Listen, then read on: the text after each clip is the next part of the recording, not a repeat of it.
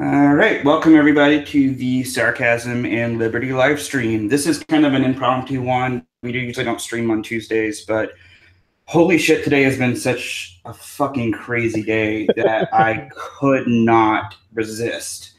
And I had the time, so I figured why the fuck not? Because, like, just this stream has been not the stream, this day has been insane with like the whole ancom thing. Like it has just been so Living paradoxes. yes, it's been so fucking bizarre. It has I'm just not been sure like if they live. the like amount of just faulty arguments I've heard, people advocating for murder, defending terrorism, like all this just completely insane shit has just made the whole day just like so fucking crazy. Well, it fits communism MO if you look at history. It's the typical ancom thing. It's just batshit insane. So Typical communism thing.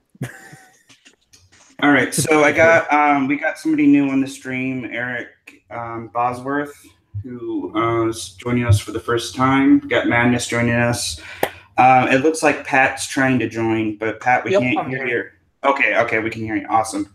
So we might get Mike on later. Cody said he might join. Amos might join.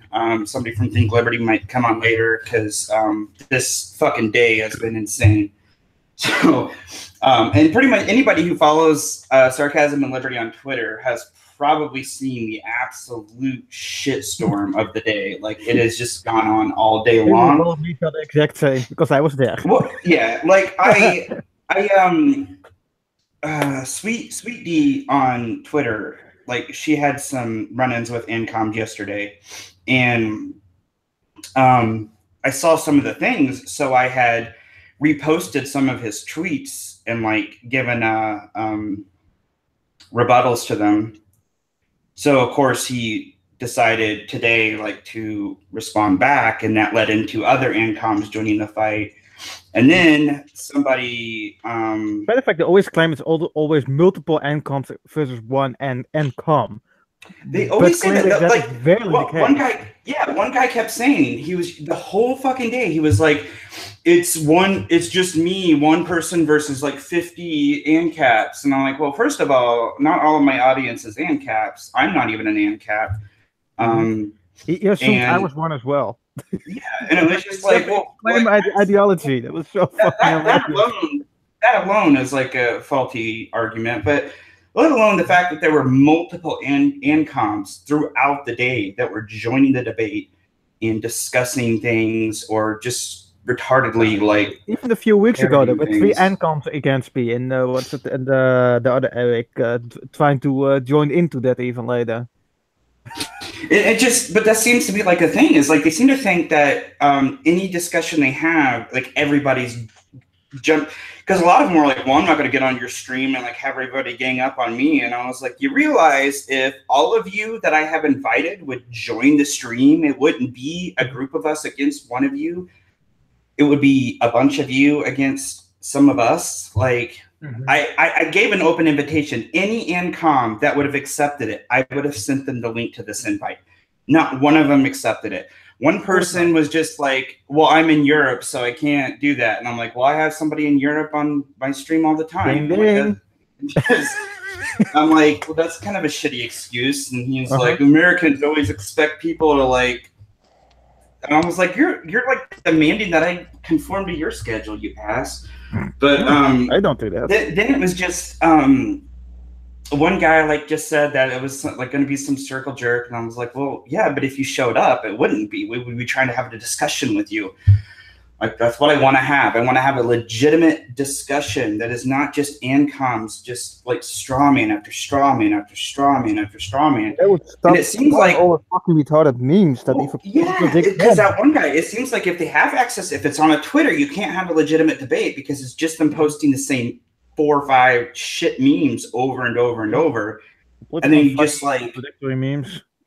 It just doesn't make any sense. Like it goes to an insane degree, and then like you just start to feel like you're not having a debate. You're talking with like a toddler about like I have smarter than that. They don't become I have a 3-year-old that I feel like I have more rational discussions with every day, like that I can like logically and like lead him to a like point with some logic, and he will understand what I'm saying, like with less pain than when it was like talking to fucking ancoms today. It was so Backman is still less painful. crazy, so Let me even crazy. say this. No, I had even ear pain, like so much ear pain a few couple weeks ago that I could not even fucking eat, and I'm still saying that was still less painful than debating those fucking ancoms. It is nuts, Pat. I know you were jumping in the discussion quite a bit today, and like you had some really great points too.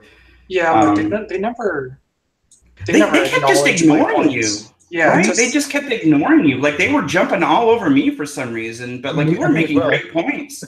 And then they just kept ignoring you. I was like, well, what the fuck? Like he's making great points here. Like you say you want to have a discussion, but you're just ignoring people.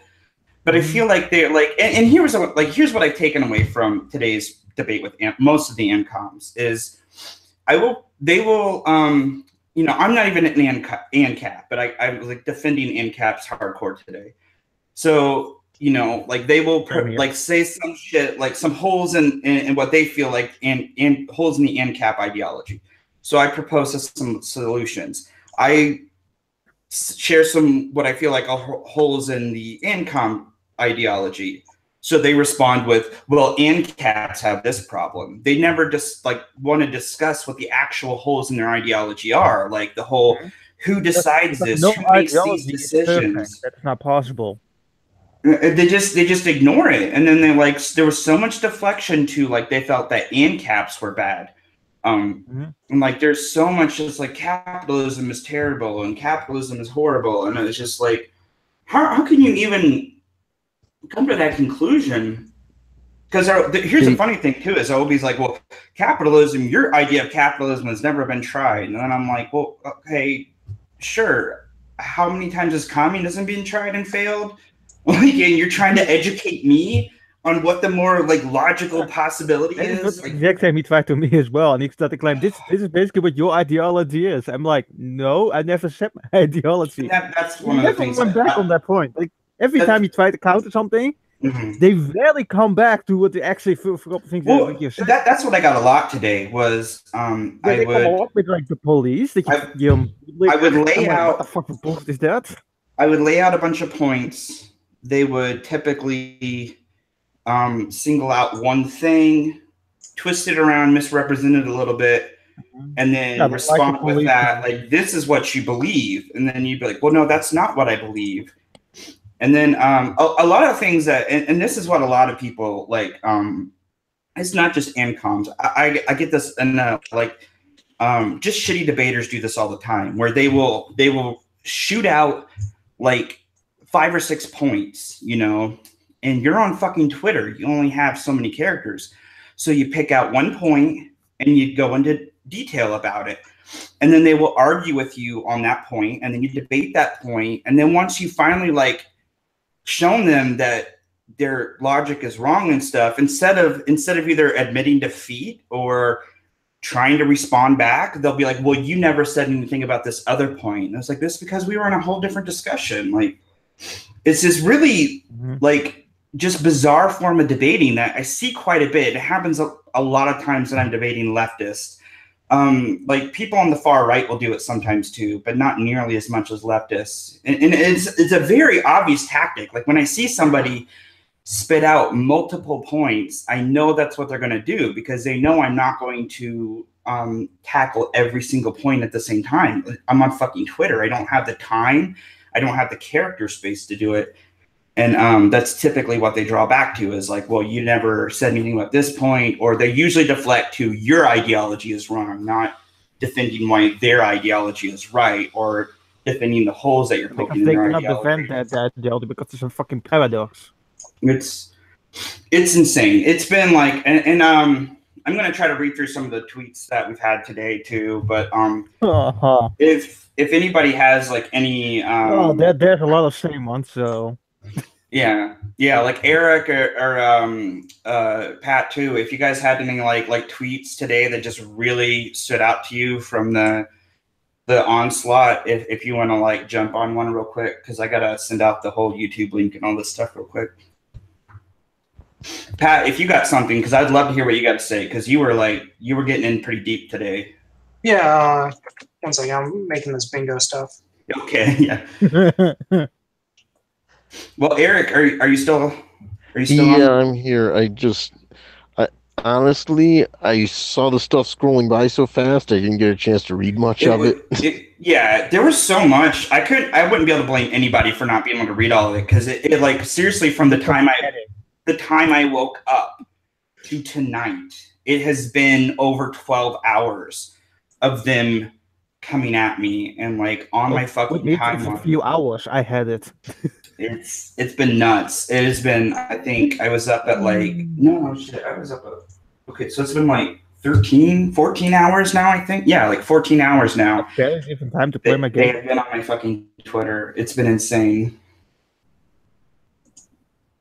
It's been a fucking crazy ass day. So in a minute, I'm going to try to read off some of the more ridiculous tweets. I do want to discuss the whole defense of murder and terrorism that was going on with some ancoms today, which I found particularly disturbing. It was very disturbing that I had ancoms full on defending murder and terrorism today and calling it self-defense. They don't understand Antifa and Black Lives Matter that much? No, it had nothing, not even to do with Antifa and Black Lives Matter. No, that's one thing that came on when they tried to debate me. That's one part. They would bring up because they think Antifa is libertarian. These people, that's how fucked up in the head they are. They actually like. We posted a meme on our Facebook page. They believe that Black Lives Matter is a good group as well, because like this one Black Lives Matter member was nice against white people. So that one person, what the fuck will I give a fuck about it more? Despite the fact the organizers are against white people? Black Lives Matter have proven themselves to be really shady. So like just people defending them, I always feel like you're defending the propaganda, not the actual group itself. But we posted a while back on the Facebook page, and it was like this thing that said it was that Steven Crowder thing of like change my mind. And we had the face that had the SNL logo, and then it said, Antifa is not libertarian, change my mind. And the fucking ancoms, like the Anchortarians, lost their fucking shit. Like, they were so pissed because, how dare you say Antifa, this, like, basically fucking, like, who goes to places and, like, assaults people and sprays mace in people's faces and throws rocks at bottles at people. Or they beat up kids, or they beat up a veteran that was in an electronic wheelchair. They beat up the guy, throw water against it. And the final way, people try to defend that old guy. I'm like, what the fuck? These people, like these ancoms, were like literally like they're just like how can you possibly think that Antifa is not libertarian? And I was like, how can you even focus on some of the minor incidents of Antifa, like protesting, and look at that and be like, yeah, that's libertarianism, because it is always accompanied by violence, and it always initiated by Antifa. Like, they go there prepared to be violent with the intent to be violent. Libertarians typically do not want to just go out and be violent. They have the non-aggression principle. They have, keep to yourself. Don't invade other people's personal freedoms. He even tried using that one. The thing like, oh, we only doing this because we can try to defend ourselves. No, you're fucking not. Yeah, and that's what they always come back to is like, oh, well, it's self-defense. And I'm like, no, you going to a fucking protest and throwing bottles at a person or spraying mace in the person that's just giving a fucking interview or something, that is not a self-defense tactic. That is not how it works. You can't just go punching people's faces and then being like, well, it's self-defense because I didn't like what they were saying. And that's typically what it comes back to with this kind of like Antifa, Black Lives Matter, especially Antifa though. Like, Antifa is just so bad. Like, how anybody can even possibly support Antifa, let Black alone Lives try Matter to went even over appreciate to what they're doing. a gay parade, and they threw those parade cars into the water. Black Lives Matter is completely anti-LGBT. That is even so weird. Why even the flag had to go with brown and black colors?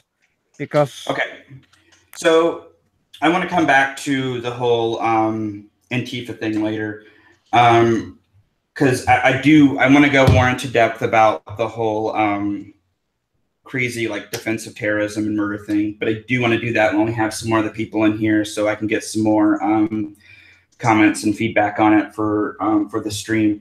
So for now, one of the things I would like to go into is rent is theft. And this is going to be a discussion I want to go into for quite a while because, I want, this is something you don't have to have been a participant in today's insanity on Twitter to have an opinion on this. And I did actually participate in that.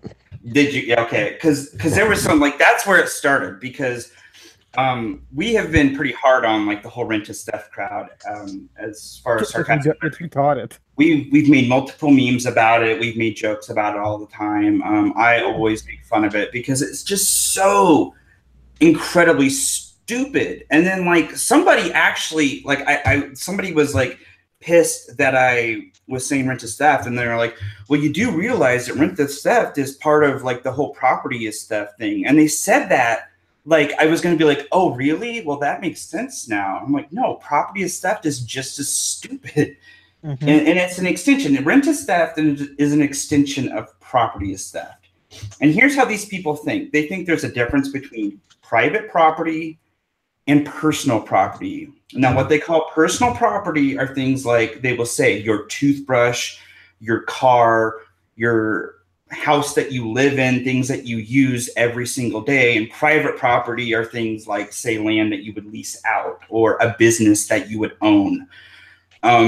And they say that private property is theft because if you run a business and you are paying employees, you are stealing from your employees. If you have a house that you're not using and you rent it out to a tenant, you are stealing from that tenant. This is stuff, and this is not an exaggeration. They will flat out tell you this is exactly what they believe. And for anybody like listening and just being like, that sounds fucking bonkers, this is exactly what they will say. Exactly. Like this is verbatim the arguments I was getting today. And it's consistently been the arguments I have always gotten. It's just this it's well, you don't understand the difference between private property and personal property. And I'm like, those are fucking synonyms. They're the exact same thing. You're trying to make this distinction to make a justification to say that something is theft. And it doesn't make sense. I do want to, for a second, I'm going to go into one facet of this, and then I want to get some feedback from everybody, and we'll focus on this one thing for a little bit. Where they say, like, basically they'll say, like, running a business is theft because you are stealing from your employees, and how they try to justify this is they are saying that the company produces so much and employees only get a small fraction of that. Therefore, you are stealing their labor, which like they don't seem to comprehend the whole fact that, you know, a company is made up of a lot of people. One individual doesn't get the entire fucking piece of the pie, you know, like it doesn't even make sense to go that way. You get paid what your labor is worth to that company, and that's what it is. If They're you don't also like free that, to not work there if they want. Yes, exactly. You're free to go to a different job. That's why jobs are competitive. That's why they have competitive wages. That's why they have competitive benefits, because jobs want to attract employees that will do the best for, like, you know, the money that they're willing to offer. So, you know, if you want to attract the best employees, you need to have the best wages and the best benefits. Now, companies like McDonald's and fucking Walmart that do not have a problem with having a ridiculous amount of turnover, you know, they have constant turnover in those. I remember when I worked at Target, and there was just people like in and out all the fucking time. Like every week there was new employees. It was insane. So like when you're at these jobs, they pay a low wage because, you know, like, honestly, they don't value that labor that much. And yeah, it's kind of shitty that they don't value the labor that much. But if you fucking leave, it's not like for them, it's not like it's hard to replace you. You're very replaceable at those jobs. And that's why people are always encouraged to get education, to increase their what's the word I'm looking for? I can't think of it. What, like, you want to look, you want to feel more, because my wife, she is a marriage and family therapist, but she is currently, like, she's trying to expand what she can do. She's trying to offer like sex therapy and different kinds of like more niche areas of therapy into it, because it makes you more marketable. There we go. So, like, you want to make yourself very marketable as an employee. That's your responsibility as a person. You cannot put that blame on employers to say that, you know, because they aren't paying me a fair wage, you know, it's their fault. And it's like, no, it's your responsibility to make yourself marketable, to increase your skill set, to make yourself valuable to an employer, you know. My wife, before she was even officially hired, she was like very valuable to, when she was just an intern. They saw her as like very valuable. Like, you know, it was very obvious that they wanted her to stay on. And like, as soon as she graduated, she was immediately like given a contract, you know. And, you know, like, that's just for anybody who is in the job market, that is your responsibility as an individual. Now, I do feel like this is something where, like, kind of the running theme with the ancom seems to be lack of responsibility, where you shouldn't have to pay rent. You shouldn't have to work hard to get a job. You shouldn't have to put effort into having a house. You should be given a house, you know, like, all shit like that. Like, there just seems to be lack of effort, lack of motivation, lack of incentive, all the fuck around. So, I know I've just been going off the fucking reins right now, but this whole goddamn day has gotten to me. So, to wheel it back a little bit, I do want to focus on a minute on the subject of, like, you know, running a business being theft, or the concept that they say of, you know, being an employee and not having access to like all the profits that the company has. Is the company stealing from you? So 1 second, I just posted on our chat the Twitter board, so go ahead and create your own. Welkom, ik ga Max en proletariat. Oh, Jesus Christ, that's awesome. No idea what this word means. What's that? Proletariat. Oh, Proletariat. Proletariat. And what does it mean? It's like the what's it called? Put it on there. I can't even explain. It's like a very common communist thing. It's kind of like bourgeoisie. Yeah. Do you know what the bourgeoisie is, Venice? Nope. Okay. You know. Okay, proletariat, it's like working class. Would you say that's right, Pat? Yeah. Okay. Yeah.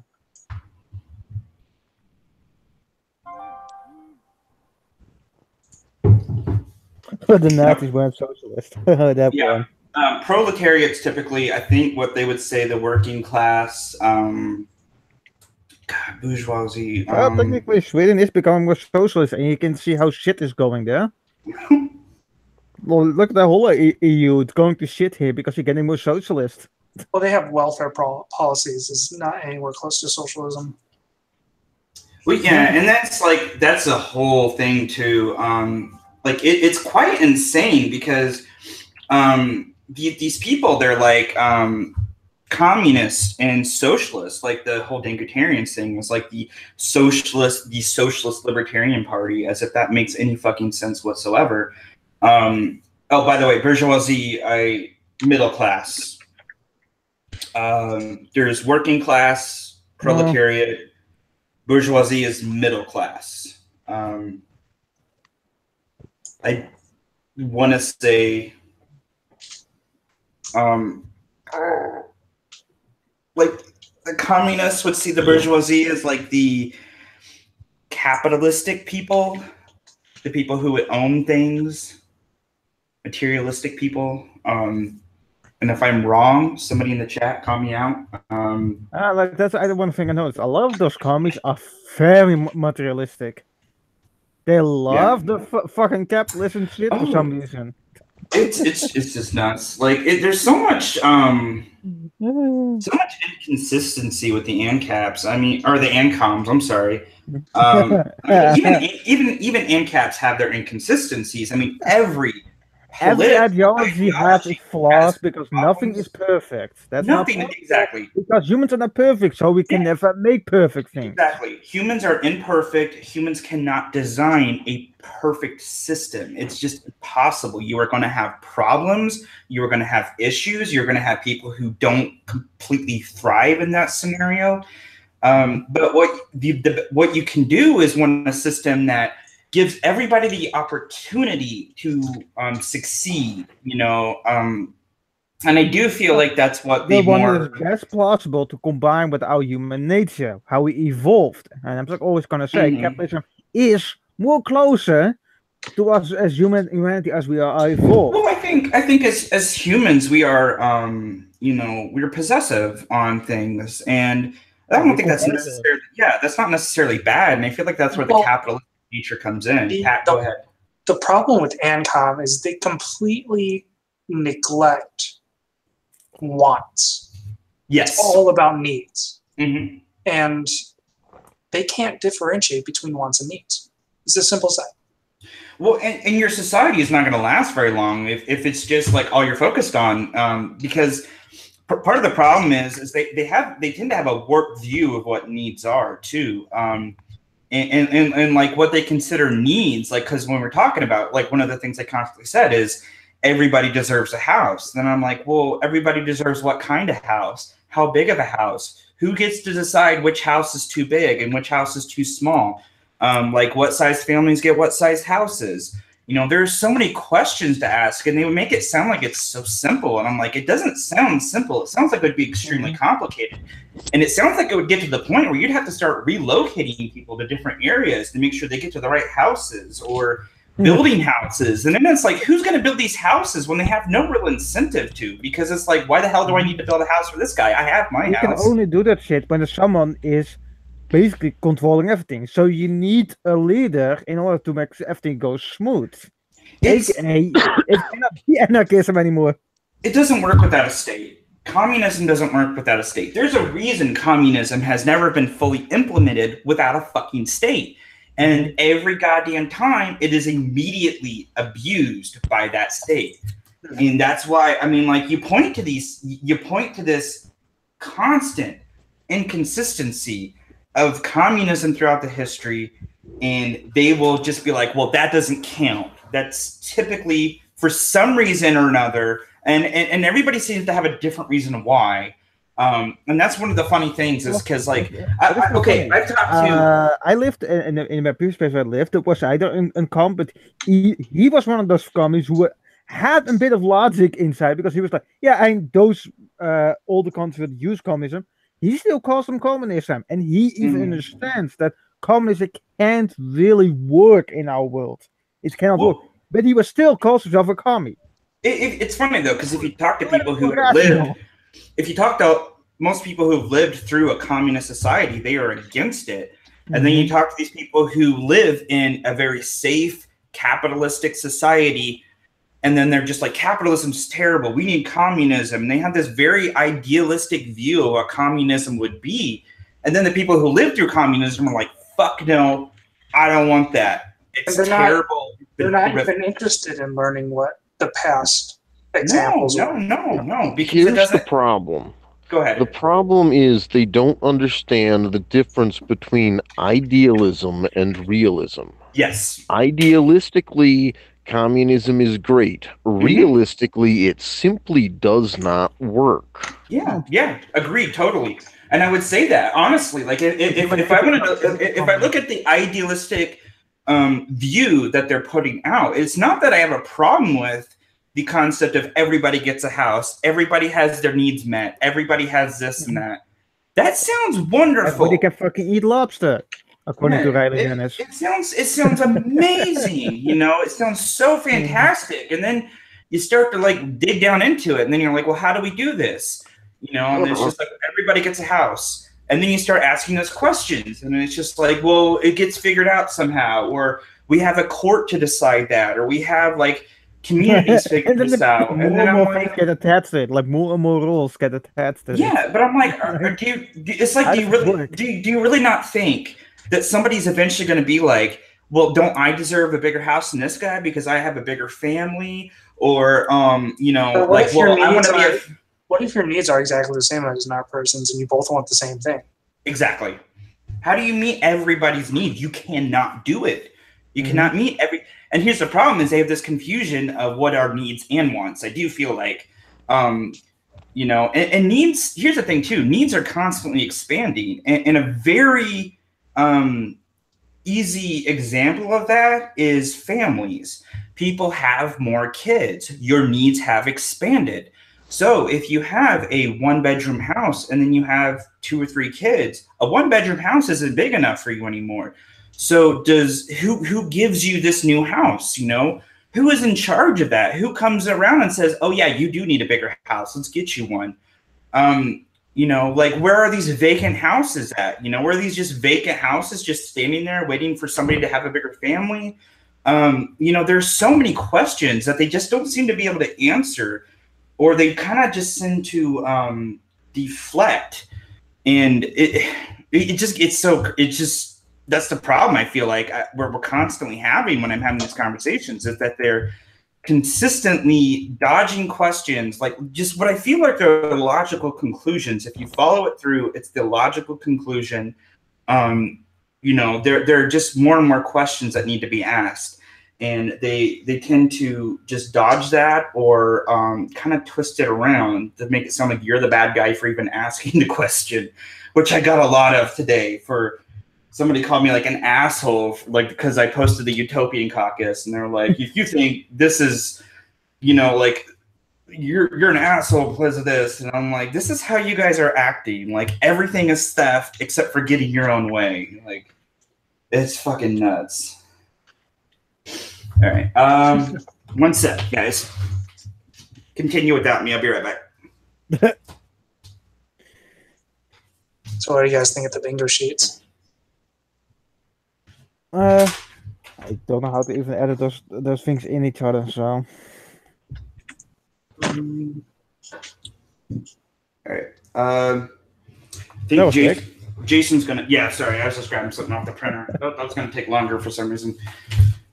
I was grabbing my bingo card. The other one. So I think Jason. Yeah, here he is. Awesome. Yeah. You were talking about like definitions about the proletariat and the bourgeois and all that. So that's why I jumped on. I think you moved on already. Did you see the ancom bingo card in the group chat yet? No, I did not. No. Yeah, if you go into the group chat, Pat made up. You got to fill in your own spaces, but he gave you buzzwords for the spaces that the ancoms typically use, so you can make your own bingo card. I'm pretty sure they won't join us because they don't like having actual conversations. Like, I've invited several of them, and they've constantly they've constantly dodged it, or they said that we're just going to gang up on them. And I'm like, like I said earlier in the stream, I was like, you realize if all of you that have been debating us actually came onto the stream, it would not be like a bunch of us against one of you. It would be a bunch of you against some of us. But you know, they just every one of them dodge it. It's nuts. So they're afraid of actual. They're afraid of actual. Yeah, of course. Conversation. Because they live without a shitty ass meme that even contradicts them. I was about to say the main guy that's been on it today. He had like 4 or 5 memes, and he just kept posting the same ones over and over and over. And I was like, of course you don't want to come into a debate because you can't just rely on just posting the same shitty ass meme in an actual face-to-face debate. You have to actually defend your ideology instead of just being like, here's a shitty meme, here's a shitty meme.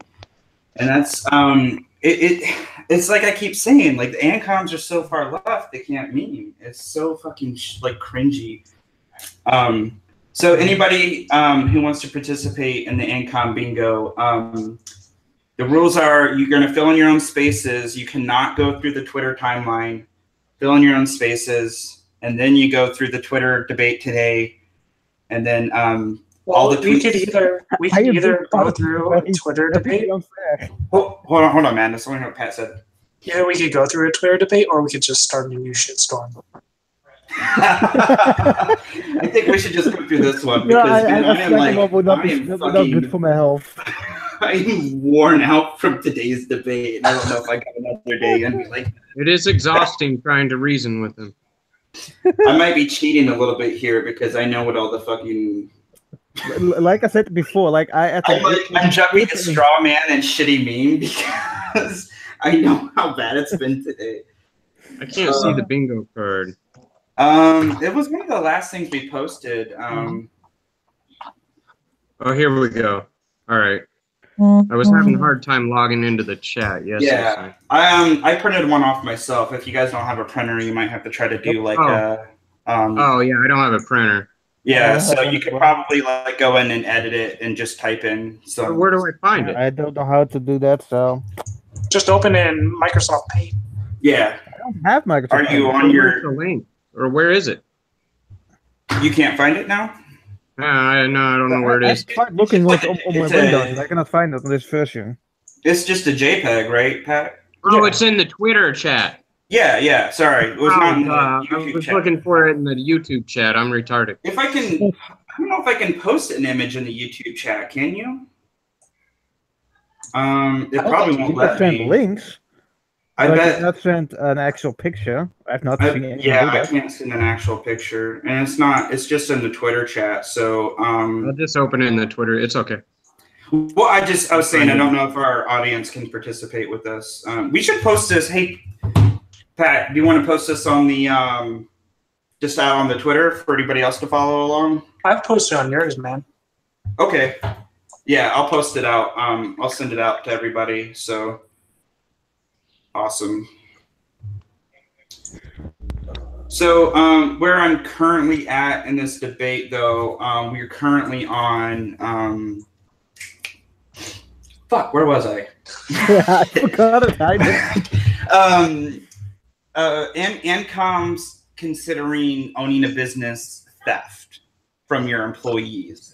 That's where we last left off. That's still retarded in my opinion, but hey. Well, why don't you bring up the Twitter thread, and we could just go through it and talk it. Yeah, I'm gonna post Ancom Bingo real quick on Twitter. So everybody following along in the YouTube, if you want to do your own Ancom Bingo, go ahead and once I post it, check the Twitter, print off the card or pull up MS Paint or whatever, and you can add in your own spaces. That's pretty good. Yeah, go through the thread and see how long it takes you to get a bingo. So, and remember, this is Ancom Bingo, so in the end, all of us are winners. Yes, as long as you're not a communist, you're always a winner. So.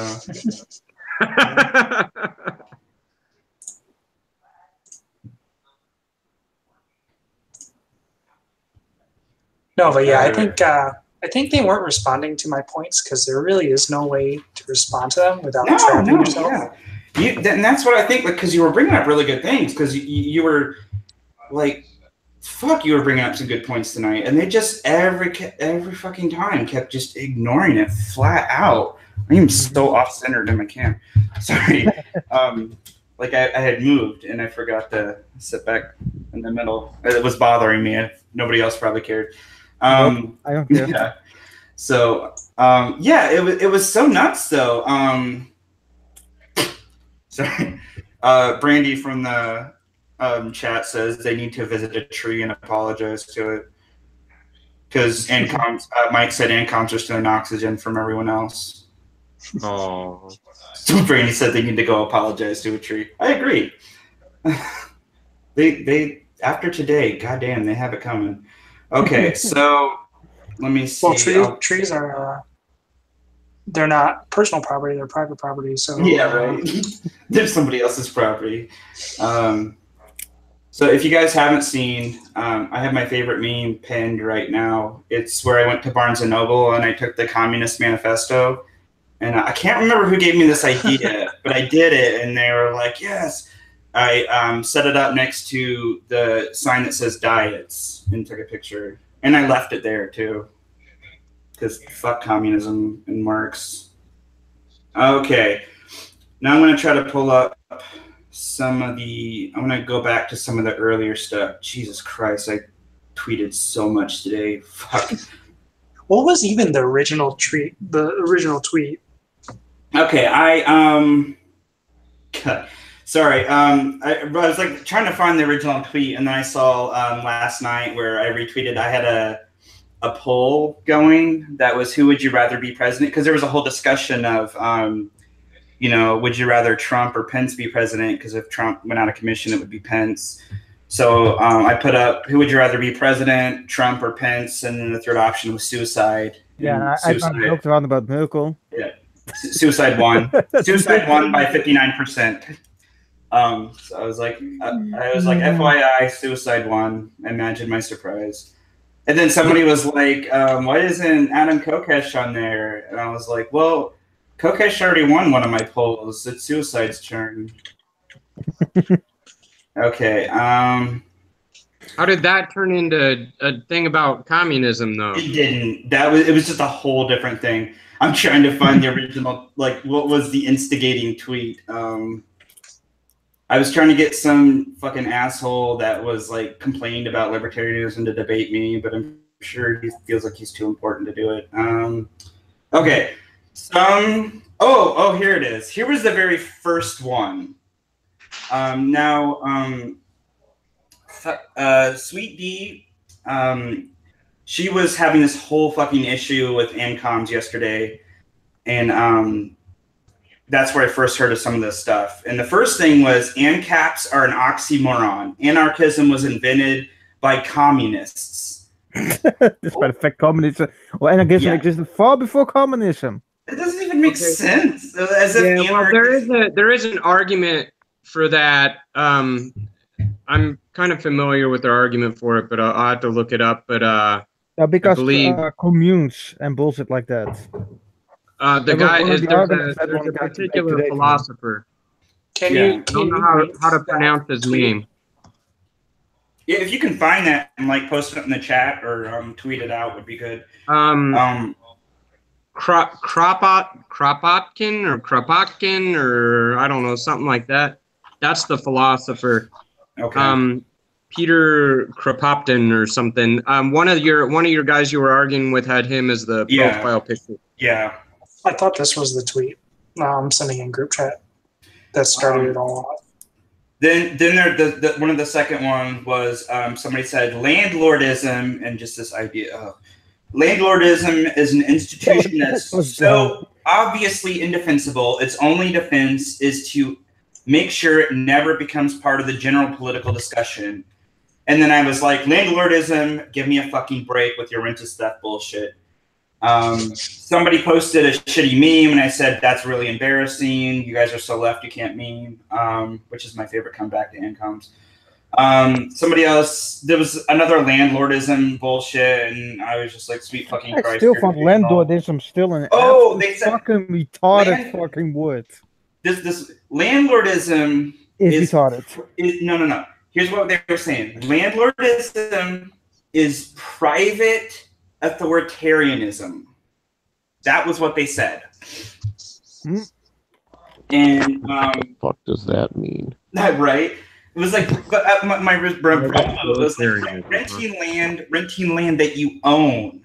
is not authoritarian. It's like it just makes sense to claim that it is. It makes no sense. You have your place that you live in your own room. It's your property that you own, and then they would always say that the library. How the fuck are you gonna treat libraries? No, they would always say they'll say these things like, doesn't libraries allow to like you have to pay so you can loan the fucking books? Don't they gonna have that system as well? Because then the library would go down very fucking quickly. Here's the thing, though. Like here's a point that they don't have books. When it comes to rent, they like to say they like to say that you didn't work for that land or you didn't like work to own that land. And I'm always like, well, okay, if you purchased land, you purchased it with money that you worked to get. So you have worked for that land. It is your land. It is not like it was just donated to you. And then there was this whole fucking discussion because every time you have these conversations about rented stuff, they always act like landlords are these fat cats sitting back on their ass all day counting their millions of dollars. And I'm like, have you ever actually talked to a landlord? They're busy as fuck. They don't make a shitload of money, and they are constantly out doing maintenance work. They pay for usually at least one utility, and pretty much every place I've ever rented, the landlord has always paid for at least one utility.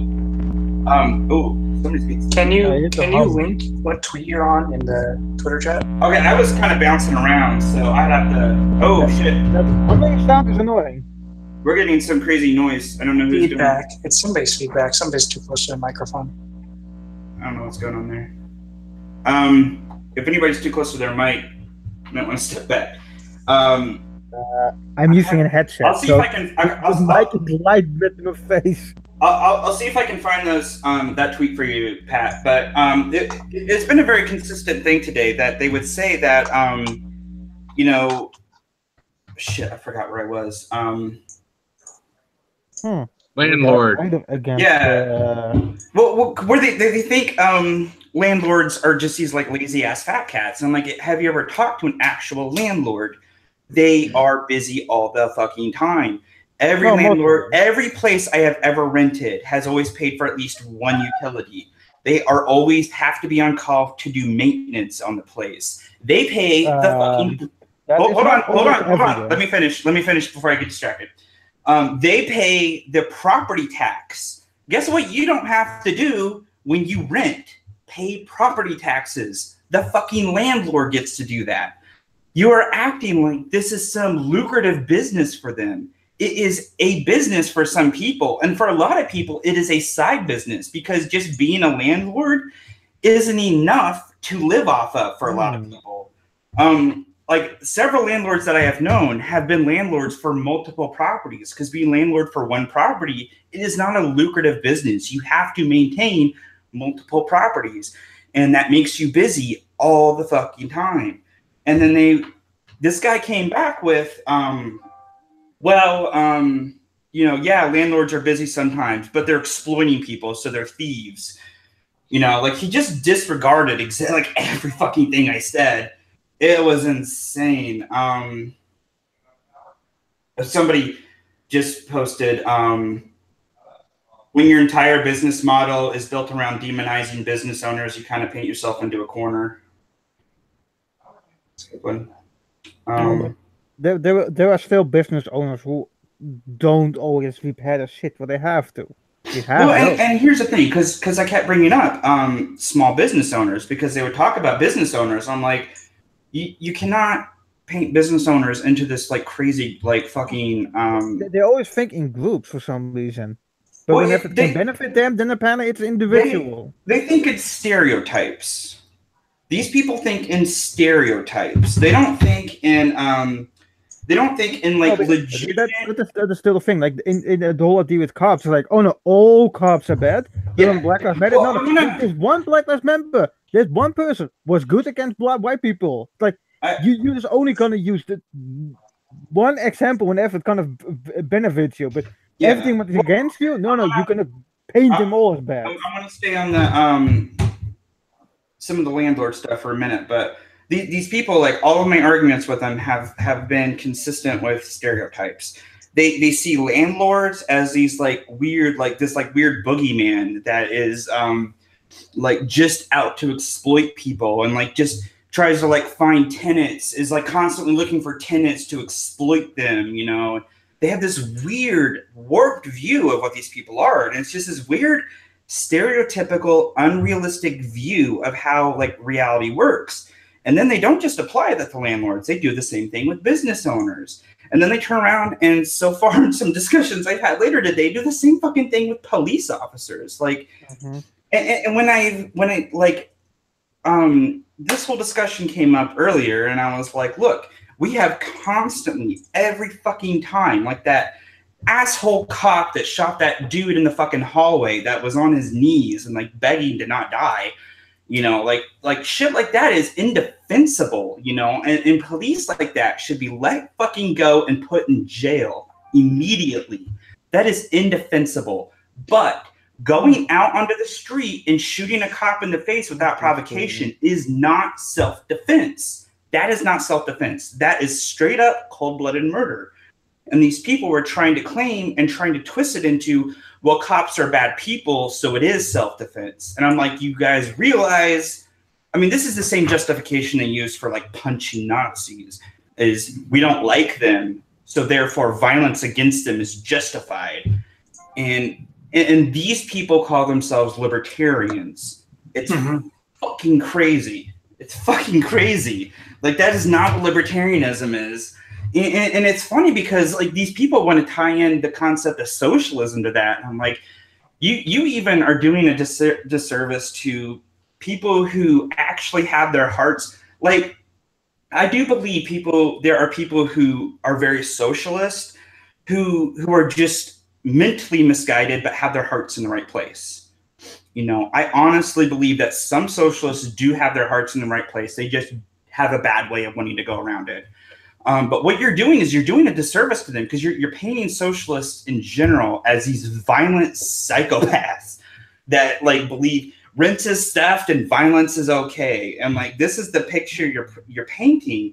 And then when people are going to want to go and actually have a conversation with a legitimate socialist, not a libertarian socialist, this is the view they're going to have in their head. So what you're implanting like a stereotype in people's heads. Like it's funny because it's stereotypical personality of what socialists or ancoms or communists are.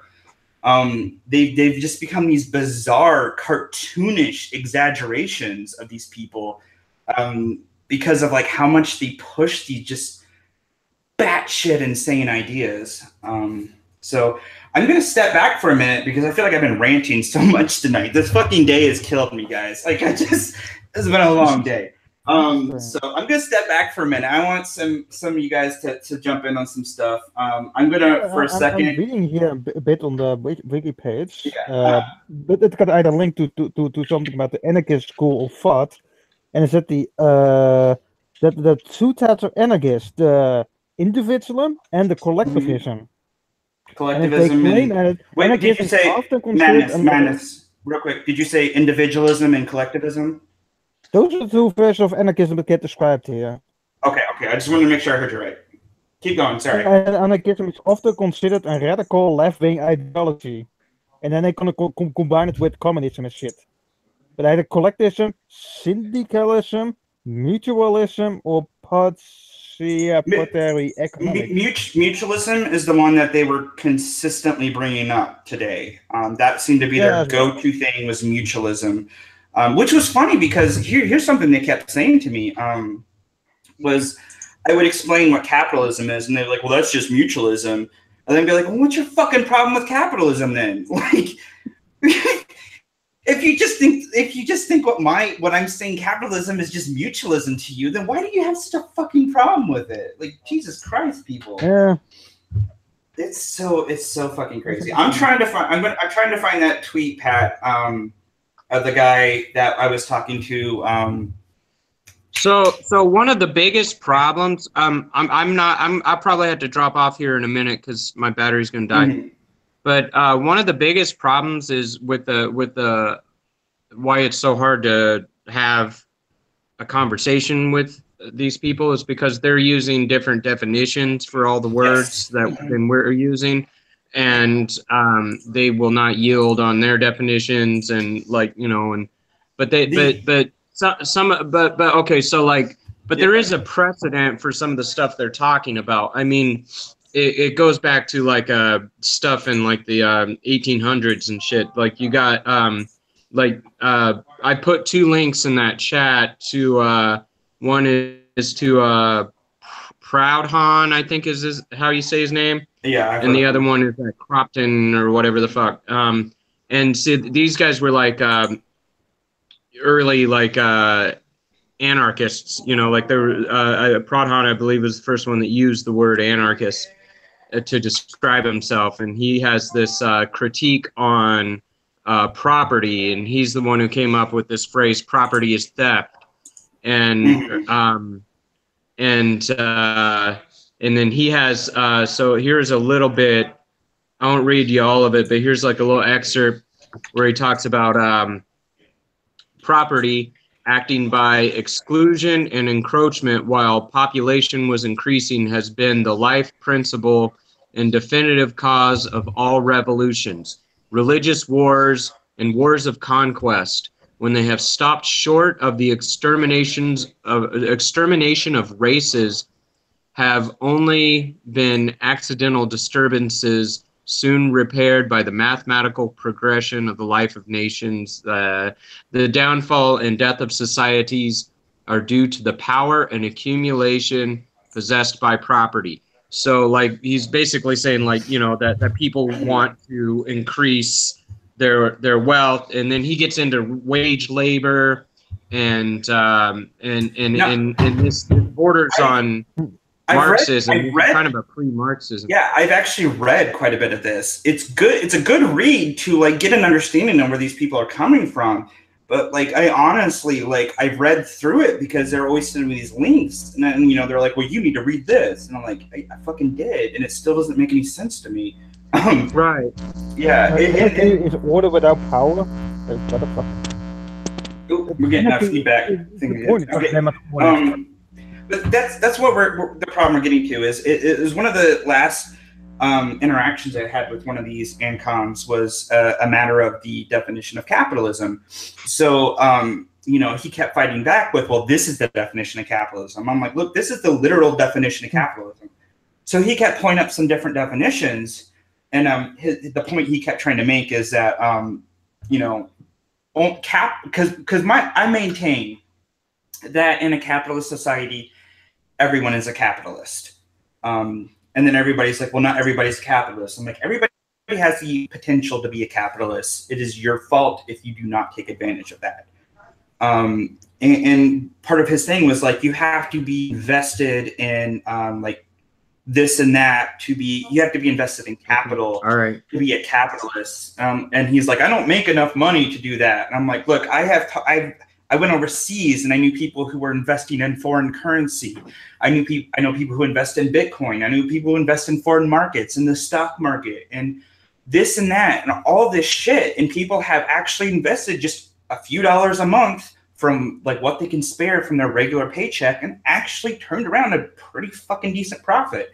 You know, it is possible. It is your own fault if you fail to do this. You cannot blame other people on these things. You know, and I do feel like this is a consistent problem I find with ancoms is there's this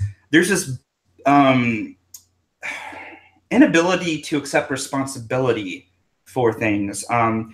You don't want to have to accept the responsibility of paying rent. You don't want to have to accept the responsibility of going to work and getting paid to do a job. You know, so you make up these like exaggerated ideas of landlords and business owners and employers and bosses, and you make up these exaggerated, like, you know, capitalists are evil, you know, because they want to make me have to go to work and pay rent, you know, and like I like legitimately do not believe that all these people think this way, but all their fucking arguments make them come across as lazy ass slobs that just don't want to have to fucking do anything. And like, I'm sorry, but that's what your arguments are bringing me to, making me feel like you're a lazy slob. I don't want to pay rent. I don't want to go to work. I deserve a house for free. Well, my problem with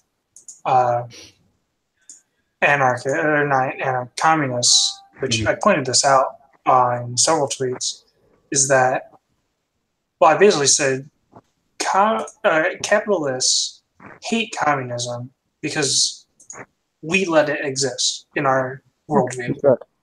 Yeah. Communists hate capitalism because they need it to exist in their worldview. Mm-hmm. Because it can't survive without it. And that's the reason why you always see, like, you know, any communist and communist society wants to bring communists to the whole world. Yeah. They don't want to exist in their own sphere. It's interesting because I had this interaction with the ancoms a couple times that I was like, what's interesting to me is that in an ANCAP society, ancoms could exist in their own little communes still. They could do their own little like society thing and exist on their own, off the grid or whatever the fuck they want to do. They could do that totally within an ANCAP society. They have the ability to, because that's kind of the part of the beauty of an ANCAP society is you have this freedom that you don't get otherwise. So you totally have the ability to do that. And then when you flip it to the reverse, in an ANCOM society, you are not free to be an anarcho-capitalist. So this is part of the problem I kept bringing up, is you're saying that you're about total freedom, but like, you know, with an ANCAP society, you get to exist. With an ANCOM society, you're saying the other side doesn't get to exist. And that's like, just to like completely simplify why I don't agree with it. That's it right there. That with the ANCAP, and like I've said before, I'm not an anarcho-capitalist. I've described myself as a minarchist with ANCAP tendencies. I feel like the anarcho-capitalists have extremely good points. I do think there are some legitimate uses for government, but my views on how a government would exist are pretty radical. And not many people agree with me because it would be like so minimalized, it's almost non-existent. Which is why I say I have ANCAP tendencies. But like, you know, I would feel like as a potential ANCAP or a minarchist, I don't care if an ANCOM wants to go live in a small society and commune somewhere in the country where they live out their ideology. That is fine with me. Go for it. You're going to crumble and fucking fail, but yeah, go for it. You know, and somebody's going to be there to help you out because that's what humans do, you know, when you fucking fail. But go for it. Live in your society. Go have your little ANCOM community. But why is it when we flip it that you're saying that ANCAPs don't get to exist? And that's the problem I have with them. That's if I just wanted to boil it down to one solid point, that's it. They don't want other ideologies to exist because they can't coexist with them. I'll leave it up to what you guys got to say from that. I know I've been going off quite a bit, and I'm sorry for taking up so much time. That pretty much encompasses what I was thinking. Like, I don't know. It's just really odd to me that walking paradoxes. Well, I mean, an ideology that supposedly propagates freedoms wants to enslave the entire world. Right. Everybody has to agree with them. Everybody has to think their way for their ideology to succeed in their mind. And that's a scary thought. And that's what I keep saying is like, one of the things I kept saying was, and I'm sorry, I'm going to go off on another tangent here.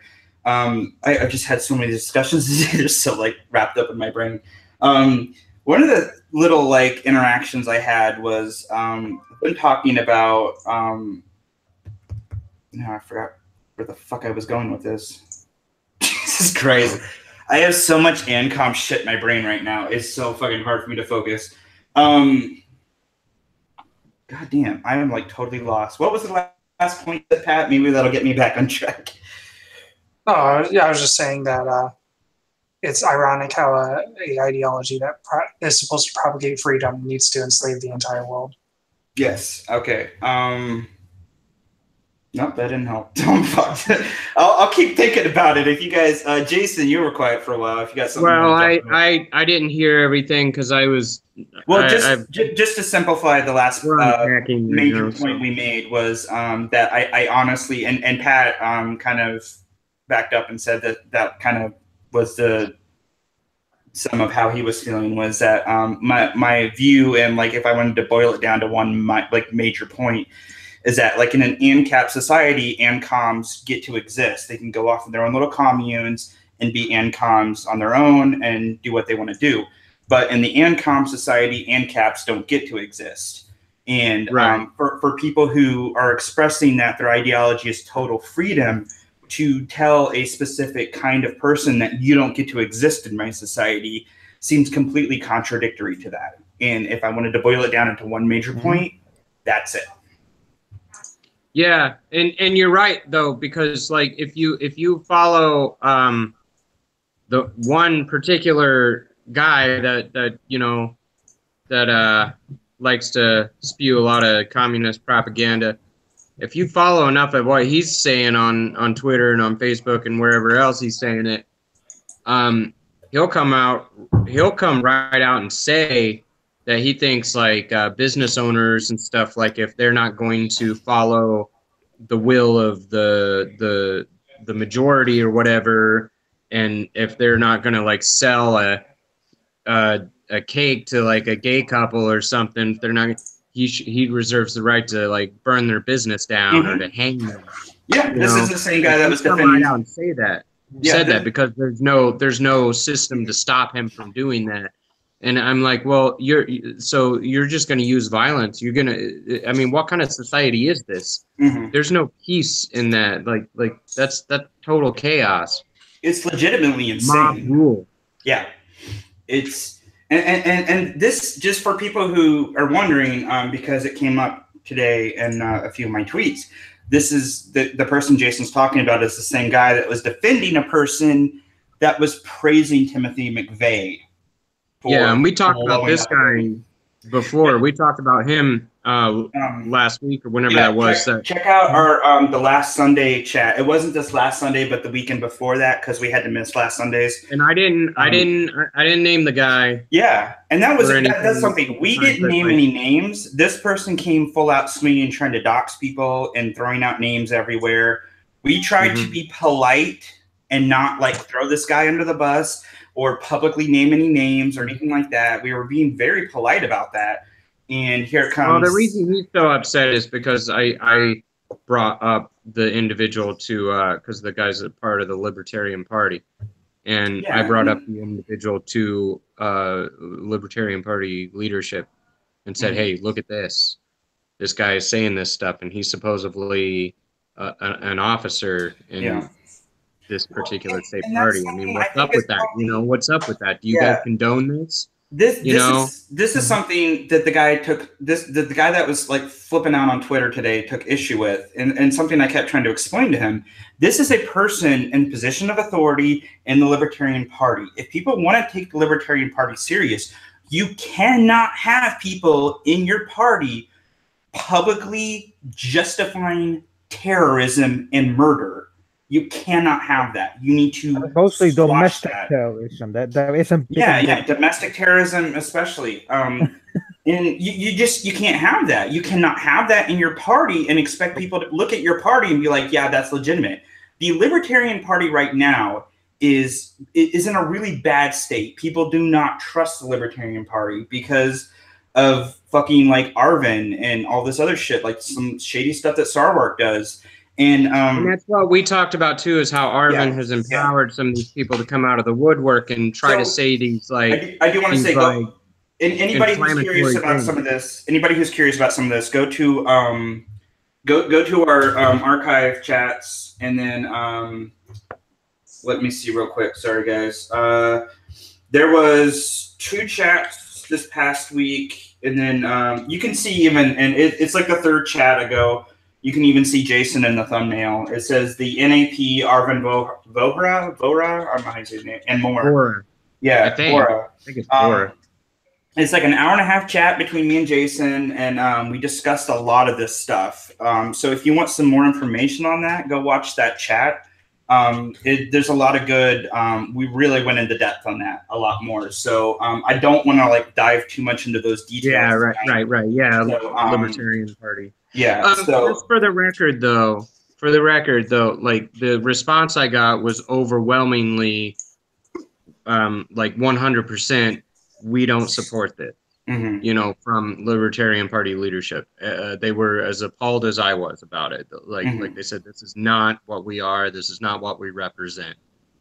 So, and but I feel like leadership needs to say that kind of stuff more, that people who are members of the party come out and start saying crazy crap like that. I'm a person who's not actually enrolled in the Libertarian Party. But there's how many people are going to be out there? Because, like, for fuck's sake, the asshole I want to debate with that had this stupid fucking YouTube video, so much of his ammunition that he had against libertarianism was because of the Libertarian Party, not because of the actual ideology. And that was the problem I had with it, because you cannot look at the Libertarian Party and say this is what libertarianism is. And that's what I constantly say about the Libertarian Party is you cannot promote this kind of absolute horseshit. You cannot have somebody in your party saying that terrorism is okay. You cannot do shit like this, because what you're doing is you're putting out to the rest of the world that we condone this, this is okay, this is what libertarianism is. How are we ever supposed to win elections? How are we ever supposed to put libertarian people in office if we have a party that has leadership condoning bullshit like that? You just can't do it. And to be pissed off and call somebody a narc for bringing attention to something like that is fucking petty and childish. So fuck him. You know, that guy's an asshole. It's just so ridiculous. And it just comes down to like fucking bullshit, petty, childish politics with some of these people. But that's what, like, so much, I mean, like, you know, the typical libertarian does not want to be identified with socialism. So when you have people calling themselves libertarian socialists and they are pushing themselves out in there in the public as libertarians, I cannot count how many times I've had debates with somebody who thinks something bad about libertarianism, and what they think about libertarianism they got from the Dankertarians, you know, like, it's like, no, that is not libertarianism. Yeah, fortunately, they're a very small minority, which is why they're so loud, because, you know, they want to be heard. Yes. But, you know, so, I mean, they're not really any kind of threat or anything. So, I mean, you know, there's no need to panic. No, I think in the long term, there's not a threat, but I do think they pose a danger to, like, just the common perception of what libertarianism is, because they're so vocal, because there are people out there that they base their entire viewpoints on a political party based off of one or two interactions on Twitter. So, you know, like I don't base my entire view on, like, I had a negative view of ANCAPs ANCOMs before I ever actually talked to one, because I read up on their ideology and I was like, this is batshit crazy. And then when I started talking to him, I was like, well, you guys are really fucking crazy. I was like, holy shit, that's even worse than I thought it was. But seriously though, like, you know, like you have these people out there and they're saying weird, like, you know, because to the credit of a lot of the ANCOMs I talked to today, they flat out said they weren't libertarian. And they actually like view libertarianism as stupid. So I'm actually okay with that. They're being honest. The problem I have is when they try to merge them. Like they try to merge libertarian and Antifa. No. I agree. And that was actually, I think it's separate. That's not the same thing. I went on a huge tyrant earlier in this stream about Antifa, because I was just, I talked about our whole meme. I don't know if you caught that, but I talked about our meme. Yeah, I did hear that. I just like, yeah, to say libertarianism is even close to Antifa is so fucking out there. It is insane. Well, hey, I don't mean to interrupt you, but my battery's going to die on my phone, so I got to sign off. Yeah, I'm glad you were able to join us for a little bit. You had some good input. I appreciate it, man. Yeah, I wanted to hear it because I'm interested in this subject. Yeah, we're probably going to go on for a little while. I had some other people saying they might join us. I'll watch it I'll watch the playback later. Yeah, definitely. All right, man. All right, I'll talk to you later, Josh. See ya. See you guys. Bye, man. All right. And then well, real quick, for those of you guys who don't know, who says someone else, Jason, he's the actual co-founder of Sarcasm and Liberty with me. We created it together. So we usually do the Sunday streams together. So we didn't get to do this last Sunday because he was moving, I was busy. But some of the stuff we talked about, especially with Arvin, Vora, and a lot of that shit. If you have any if you want to know more about it, check out my video archives. You can find them on it's like the NAP, Arvin, Vora, and more. Jason's in the fucking thumbnail, so pretty easy to find. It's only 3 videos back, I think, so it's not hard to find. But I do want to not dive too much into that specifically tonight because I feel like we really covered it on that Sunday stream. But that's a whole nother thing, dealing with the fucking Dinkertarians and all that horse shit. All right. Jesus. I'm sorry. I'm reading through some of your I'm calling them buzzwords, Pat, because I feel like that's what they are from these fucking ancoms. And I haven't even finished filling out my bingo card because I've been so crazy with rants tonight. So fucking one of the Nazis weren't socialists, which just cracks me up every time because it's the socialist fucking party, and they're like, they're not socialists because that would make us look bad. The Nazis are interesting because they are kind of 2 different ideologies. Yeah, agreed. They were the fascist state for the German people. They're the socialist state for the German people. And then towards the Nazis, they were completely different. Mm-hmm. Well, and here's the comparison I would make too. And I actually didn't bring it up in the chat in any of my discussions today because I knew they would flip their fucking shit because they lose their minds if you compare them to Nazis. But they have this everybody must think the same way as us. The whole world has to be in our mindset or else this doesn't work. That is fucking fascism. That is fascism. That is exactly fascism. And it's insane that they don't see this. And I was like, how? That's the debate I had a lot of times when Nazis plays. I was saying that Nazis are pretty far left ideology. They're no. They're a center right. I'm like, no fucking way. Yeah. But I have one thing as well. European left and right compass is not 100% same as the and that creates either confusion for a lot of people. And I know you don't like to say what specific country you're in, Madness, but you have talked about how socialism's kind of rampant in your country, right? At the moment, it becomes more and more. Yeah, it's getting shittier and shittier. Yeah, and I feel like it's funny these people who claim to be socialists are talking to somebody who lives in a socialist country saying socialism is what you need. And you're like, I got it, and I don't like it.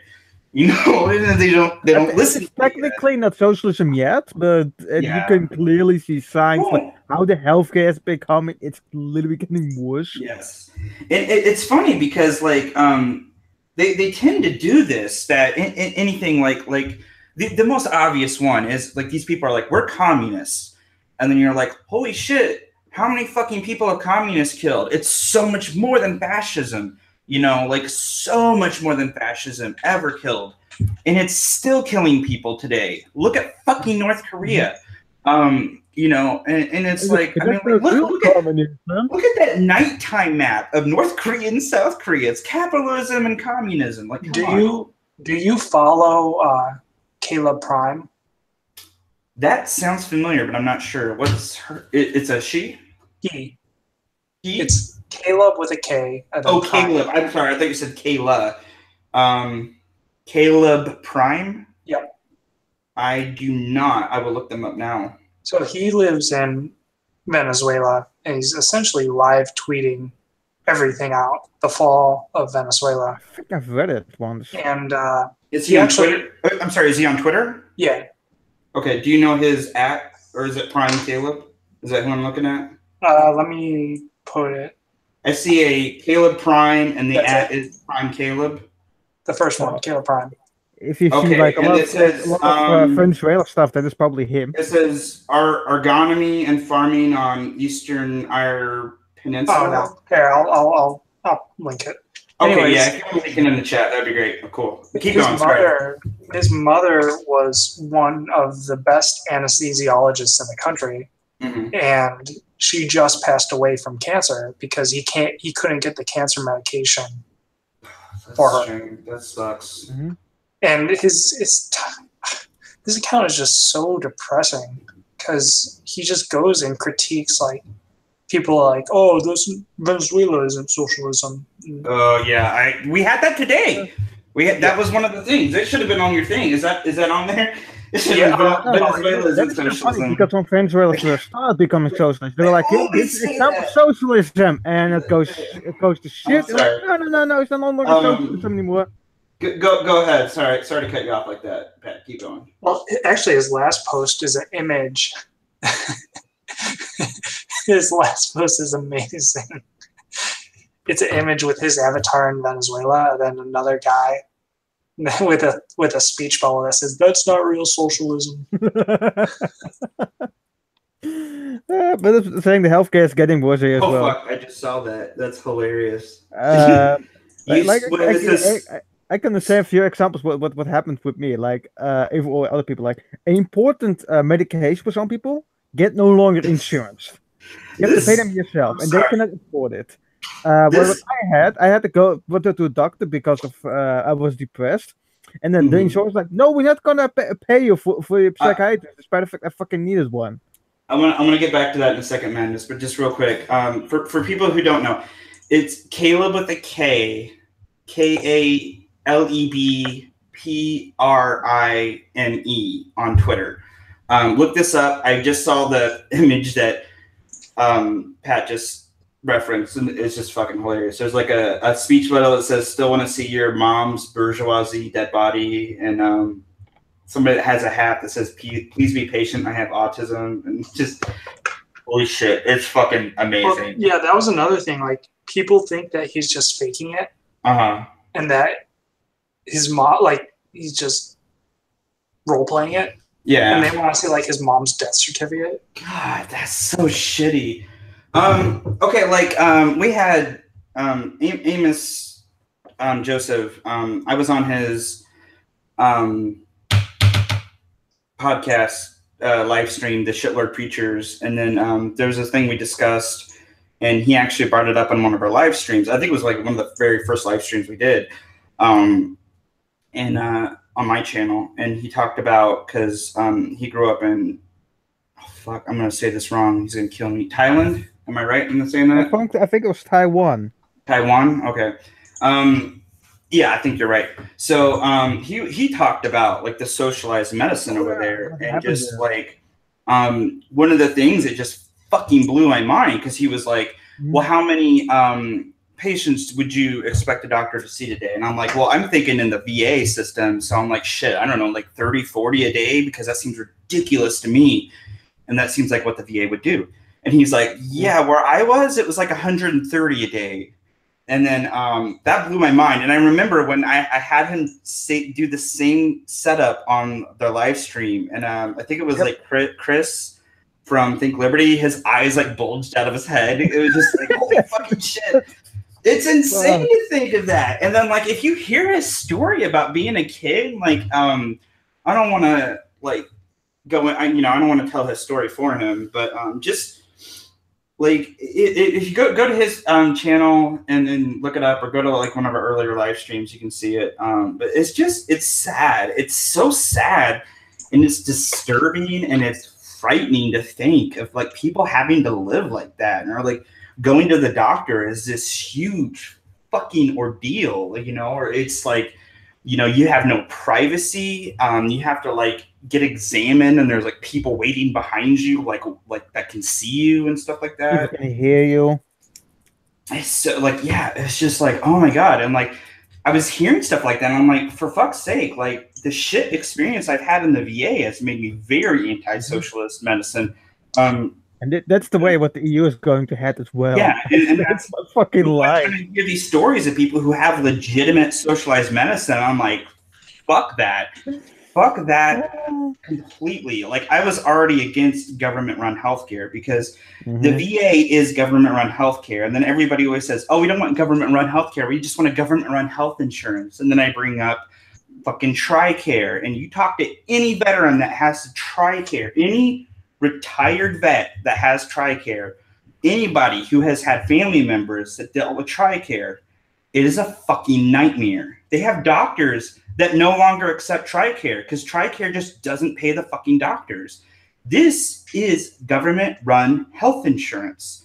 The choice program is basically the same thing for veterans. And I am still waiting. It is over 2 years now for my second physical therapy appointment. It is a nightmare. It is a fucking nightmare. I'm like, why? And this is on a small scale in the United States. Because a lot of people want to be like, and not even to bring up the fact that when people like, well, it works in this country and it works in this country, and the fact that you have so many people from that country saying, no, it doesn't fucking work, it sucks. Not even to mention that, but I always say that, like, even if it did work perfectly in that country, we are talking about the United fucking States. We can't even get our fucking post office to work right. Like, you seriously want this government to run your goddamn healthcare? Like, Jesus, you people are tonight. I'm sorry, guys. Like, I'm just off my fucking rocker. Like, today has been a trip. One thing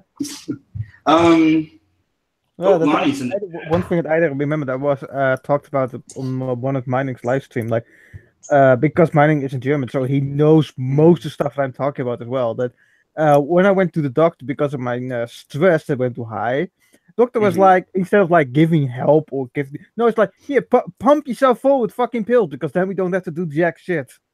Ugh. I fucking hate that shit. It's nuts. Explain, like, they're barely worth me. It's like, oh, take the heaviest sleep. I already on the heaviest second heaviest dose, and they do jack shit. Yeah, it's nuts. One thing that is slightly heavier will do much more? I doubt it. Well, and like I've talked about my experience. I talked about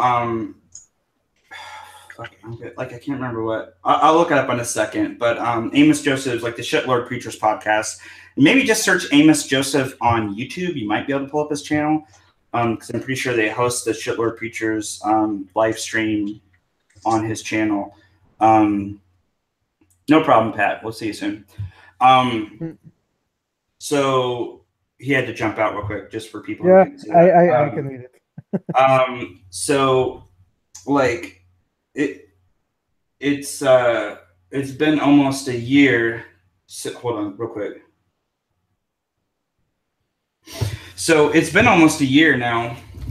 Oh shit. I think Lonnie might come on. Lonnie? He's from Think Liberty. Okay. Then he's a good guy. He's been on the stream before a while back. Yeah, I remember that one stream where you were talking to other guys. I forget which one he was. He didn't stay on for very long, and he was in his car. Chris was the other guy. Yeah, Chris was the other Think Liberty guy. He had like I think on here. Chris has not been on for a while, so I'm like starting to figure out what he looks like.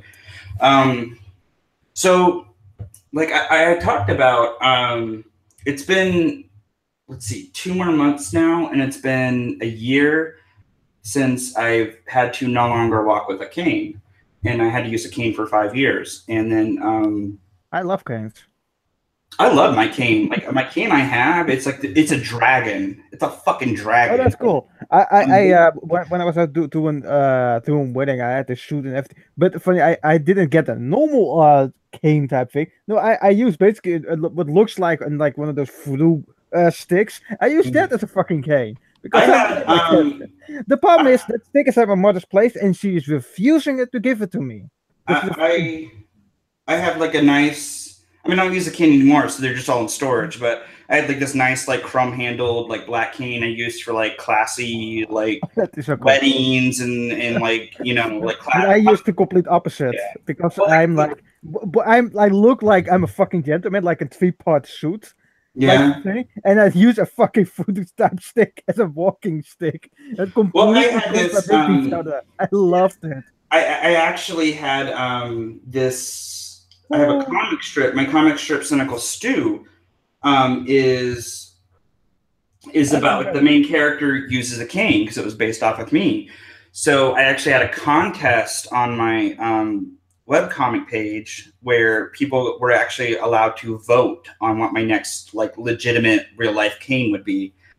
And the one that got most votes, somebody submitted it, and then I put it up, and people voted on it, and it was the dragon cane, so I bought it. And it's black, and it's like solid piece of like plastic. Yeah, it's a solid piece of plastic wrapped around like a metal tube, and like I'll post pics of it. Like remind me, I'll post pics of it. I probably will forget it. Yeah, it's. Well, I'll try to remember. Somebody like in the chat, like tweet at me and remind me. I'll post pics of it tomorrow. Because it's just hey Mike. It's just up in my room, so this one's not in storage. But it's a really cool looking one. Like some of the teeth got chipped out, but it has like teeth, and it's this really cool looking dragon cane. But I used that. Like that was my daily cane. It was heavy as shit too. Like before I forget it, there was one thing I thought before. It's like.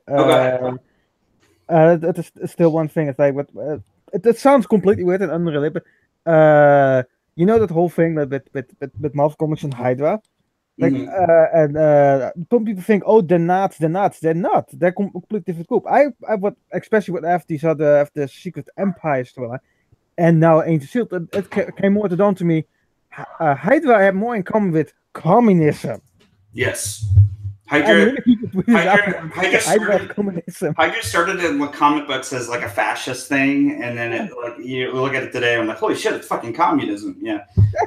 I just realized it like a few couple weeks ago. Thanks to Agents of S.H.I.E.L.D., despite the fact that the MCU version, they are more Nazi than they are in the comics. I swear we made a meme about this at one point, but we did a Hail Hydra not too long ago, and I think it was Trump whispering into what's his fucking face that runs Zuckerberg, whispering into Zuckerberg's ear, and it said Hail Hydra. But no, yeah, like okay, so like getting back to my story, like yeah, I have this really badass cane, but like yeah, I had to use a cane for 5 years. Like legit, I could not walk without this cane. I couldn't even get up to go to fucking take a piss without the cane. Like I could not put weight on my leg. And there was like there were times during that 5 years where I had to use a walker, where I was in a fucking wheelchair, all kinds of ups and downs. Electronic ones are cool. But going back to last February, like things got really bad. I couldn't lay down, I couldn't sit down, I couldn't stand up. I was taking a piss in a fucking like plastic urinal thing because I couldn't get up to go to the bathroom. The VA wanted me to wait it out. My wife finally had enough. She took me to the VA on a Saturday. They wanted me to go home and wait till Monday to get the possibility of scheduling an MRI at a later date. And my wife is like, absolutely fucking not. He is in too much pain to wait it out. We are not leaving until you do something. We were there for 5.5 hours. My wife is like hardcore negotiating. My wife is a badass. Like she will, she was fucking laying into people there. But like, we eventually left, and they just fucked up. Like they didn't ask me any mental health questions, which they're required to by law. They wouldn't give me an IV, even though I was dehydrated. And then we eventually get sent to, we go to this Lutheran hospital, which is this like civilian hospital close to our house. And one of the first things they asked me was, are you suicidal? And I say, none at this moment, but I'm losing hope incredibly fast. And I honestly believe I was coming very close to becoming suicidal because I was already at the point of like legitimately physically hurting myself because I was in so much pain. And the VA didn't care, you know, like they didn't even care to know this information. And I do honestly believe my like slow descent into the realm of being suicidal was what got me admitted that night. And they did an MRI. And here's the thing too, like I was in so much pain, I couldn't lie flat on my back. And the VA would have forced me into an MRI where I would have lied flat on my back. And they wouldn't have medicated me for the MRI at all. And I know this because I've had situations where I needed to be and they still wouldn't do it. And so the hospital, they shot me up with fucking like morphine and Ativan, which is like a very good tranquilizer. If you don't know what Ativan is, it's like it's a very heavy sedative. It's in the, I don't mean to get too specific. Nobody cares. It's a sedative. So they shot me up with Ativan and morphine before I went into this MRI, and they put me in this big open MRI where I could like lie flat on my back, but have my legs like tilted upwards, so it didn't hurt as much. And it didn't even like what they shot me up with. I didn't really give a fuck what situation I was in at that point. I was like, I've ever been in my fucking life. Like they pulled me out of that machine. Like, are you okay? And I'm like, I feel great. To be honest, this is the best I felt in weeks. Like, it was fucking fantastic. And like when they weren't shooting me up with morphine and Ativan, they were giving me oh hell, now I can't remember. It was this really like hardcore opiate that they like. And they even told me this, that like the nurse staff was really great because I kept trying to refuse painkillers at first, and they were like, no, you need these, take them.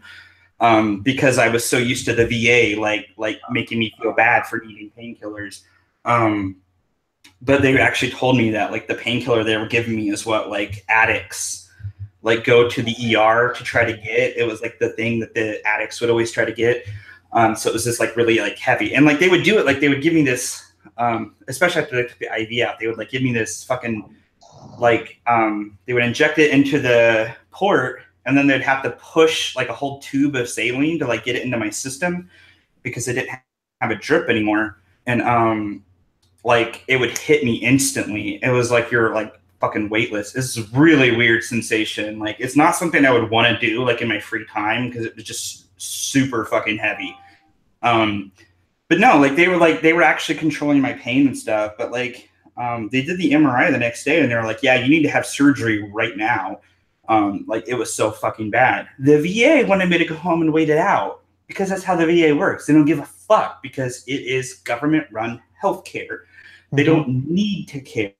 If you fucking die, nobody gets sued. You know, that's how the government runs. And I'm like, do you really want that for your fucking family? Or your family, or your fucking spouse? Because, and here's the scary part.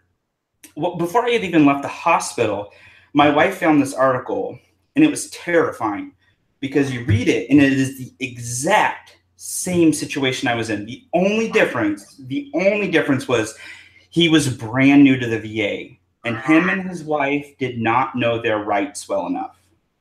They did not know what they could push and say, you can't, like, you know, they didn't know they could say, we won't leave until you do something, or you are going to send us to a civilian hospital or something like that.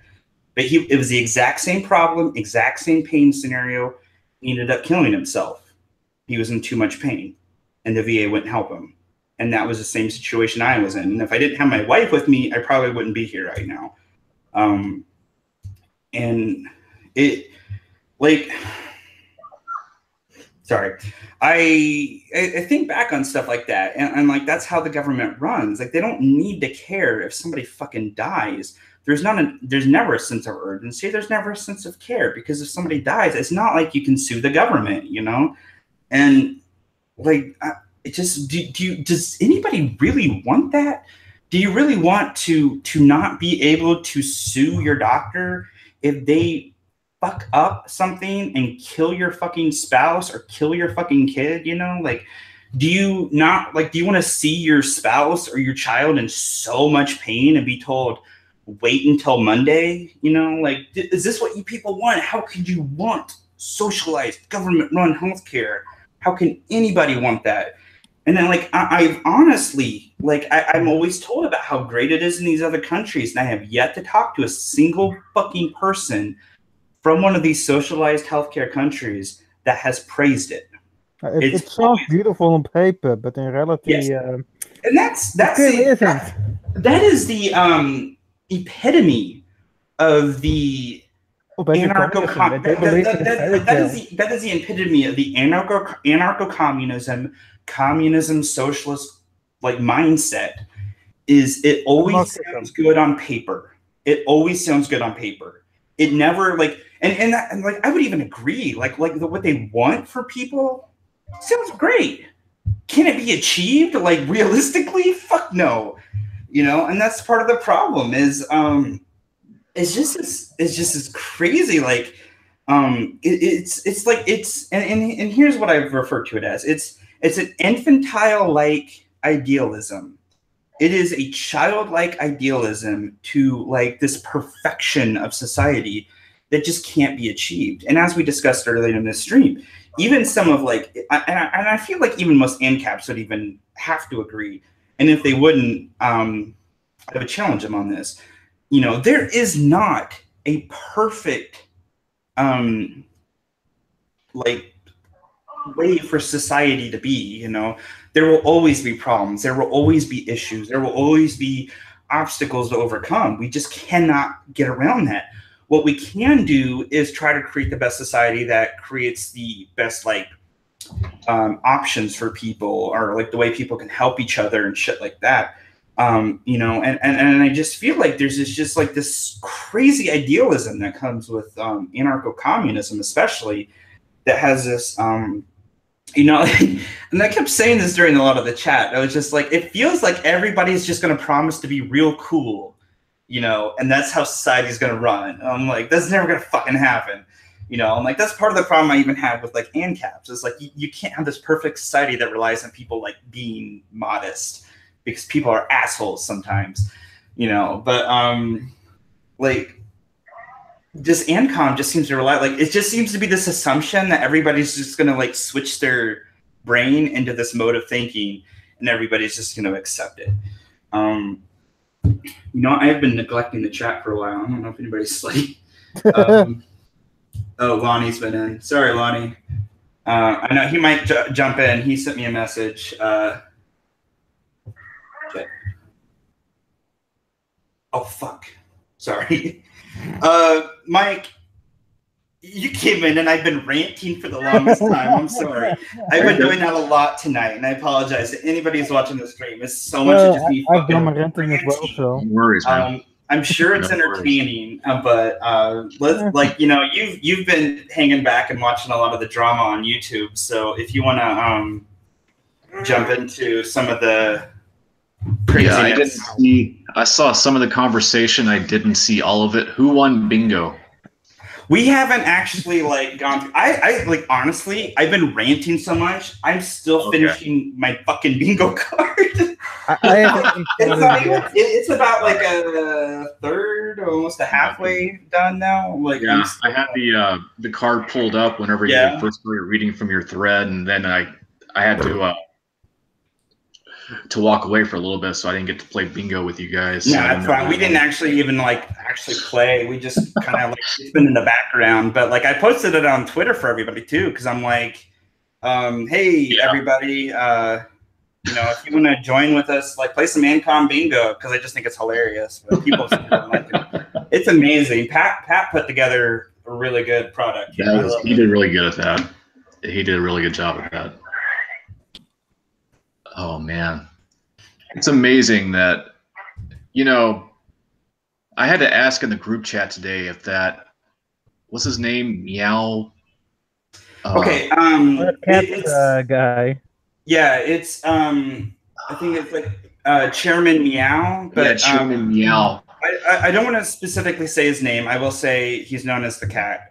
He told me directly today, and he flat out said, libertarianism is communism. Yes. And he believes I had that. to ask because I thought he was just some Twitter troll who was going to try to pull my leg and try to make me look like an idiot on my own Twitter.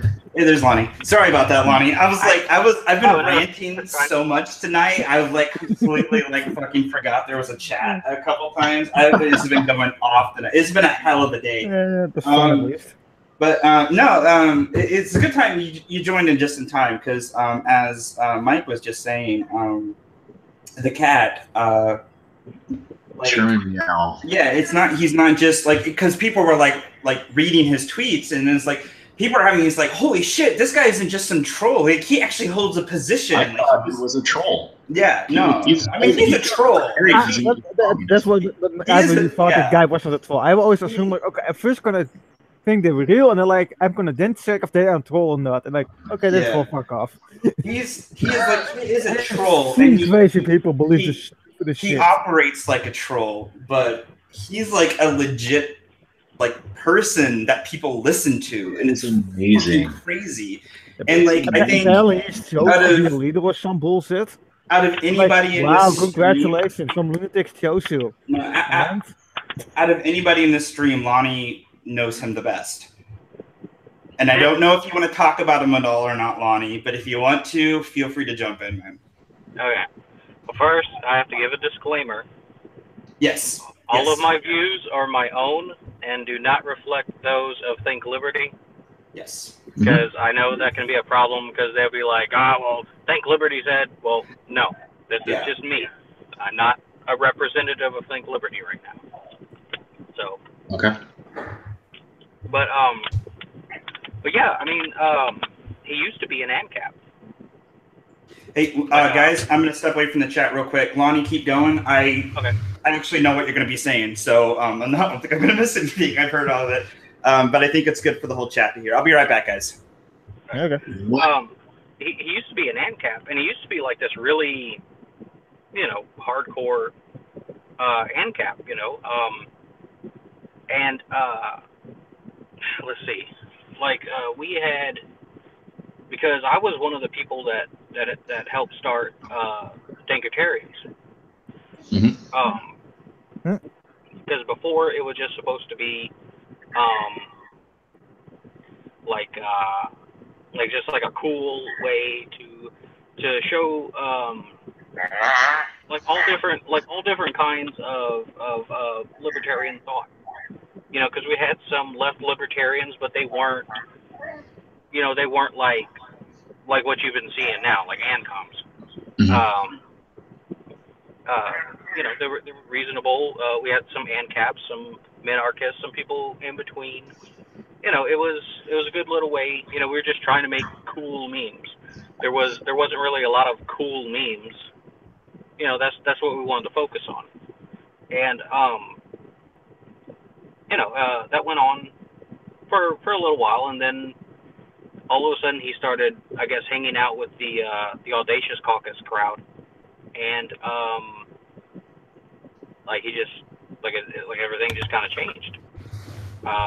He started becoming more left, but it wasn't really a problem, but he was he had to be audacious with it, and we were like, I don't know if we want to I don't really know if we want to deal with that, because there's a lot of negative feedback that comes from that, and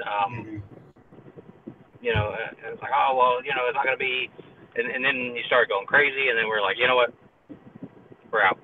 And I started Think Liberty,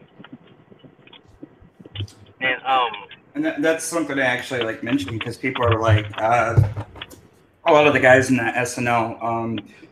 I don't know if you're part of it or not, Lonnie, but a lot of the guys, we have this community chat on Twitter it's kind of like the Think Liberty family on Facebook, but on Twitter. If you're not part of that group, I'll add you. Caitlin and Vinny and Chris are in there. I might be in it, but I might not be seeing the messages or something like that. Yeah, I'll double check. I know Caitlin and Vinny are in it, and Chris is in it because he's been on. Chris was actually on one of our streams. Okay. But yeah, I'll make sure you're added to that. But yeah, like a lot of people they were seeing his tweets today, and they were just like, who the fuck is this guy? Like, because he was just so batshit crazy, and he was defending terrorism and murder and all this stuff, and everybody's just like, what the fuck? And so like there was this like brief conversation in the chat, like, this is who he is, and I was like, yeah, he actually, I was part of the whole conversation. Yeah. I gave a brief explanation of he used to be, the Dankatarians. He drove pretty much all the good people out, and they formed Think Liberty, and that's where we got some of the people in the chat today. So I just added you, Lonnie, by the way. So you should be able to see the messages now. Usually when I post all of our my live stream schedules and like the links and stuff, I post them in there. So you should be able to see them all now. All right. Awesome. All right, that'll work. Awesome. So, yeah, it was just interesting though to see this, because like it didn't even occur to me it was him at first, because like he blocked me on Dankatarians because I said he was so left he couldn't meme. He got mad at me, like a child. But he sounds like a child. He is like, oh my fucking god, it's just been nuts. Like that was some of the most batshit, because I was just like, it was like, because he kept saying like, you ratted on this person because he said mean things about cops. And I was like, he didn't say mean things about cops. He was advocating murdering the police without provocation and domestic terrorism. Yeah, but they call it now the defense. Yeah. I'm like, and then he just feels that stuff when it's all, but no, it's always all with him. Go ahead. I had to message Jason. I was like, what did I do? Because I saw my name in there, and I was like. Yeah, he like tagged you, Vinny, and like, yeah, didn't he tag Vinny too? I think it was just. I don't know, but I saw this tweet, and it was like, Jason Gillum sent this, and think. Oh yeah, no, he tagged you and Jason, I think specifically. It was just so dumb. Yeah, because he was just admin Lonnie Dupree, and I was like. What? And then he kept talking to me as if I was Jason, and I'm like, dude, I'm not Jason. And he's like, Jason, you do this? And I'm like, I'm not Jason. I can't speak for him. Yeah, dude. I completely ignored that tweet because I was like, yeah. Oh, he was obviously. There was some like, it was popping up in my Twitter feed because like he was just, and like this like Twitter account he has right now must be like brand fucking new, because I've never seen it before. And it's only got like 11 followers, and but I saw it because John Hudak, how do you say his last name? Hudak. Okay, he was responding to some stuff, so I was like liking his responses because he's what does he do? Fakertarians. Yeah. So I had to ignore it because I was like. Okay. You're gonna. Yeah. I don't know what I'm being accused of exactly. Yeah. All I did was because I had to be reminded of who Jeff Wood was. Right. Because I didn't know who he was. I think the thing is like me and Jason, like we had this whole stream about the guy, and we didn't ever say his name. We were very respectful about that much. Like we weren't trying to dox the guy. We were trying to discuss how bad his ideas were. And then here comes the fucking cat, like throwing everybody's name out there and trying to dox people and all this shit. And I was like, what the fuck is wrong with you, guy? Like, good lord. Right. That is nuts. So he's a comic. That's what's wrong with him. Yes. and like, all I did, it was actually kind of funny because I saw the screenshot of like the quote about wanting to use automatic weapons on police and government and all that kind of stuff, and I was like, well, that's kind of. I actually thought it was kind of sarcastic. I didn't think it was real. But no, the reason I posted it in that Libertarian Party delegates group was because it seems like every time someone from the Mises Caucus does anything remotely, vaguely right-wing, like they jump all over it. Well, like it's a huge deal, alt-right entryism, and all this kind of stuff. And I was like, well, let's see how they react to this. Yeah. It's funny because I actually made a post about this. It might have been last night even. I'm always amused because we constantly get called we're too left wing or we're too right wing. You're too liberal, you're too conservative, we're going to unfollow. And it's because we post something that might be considered left wing or might be considered right wing. And then I'm like, it's funny because when you're like a libertarian and you're kind of riding that middle line for the most part, you're going to say things that to the left are too right wing and to the right are too left wing, because you're so far to one side or the other.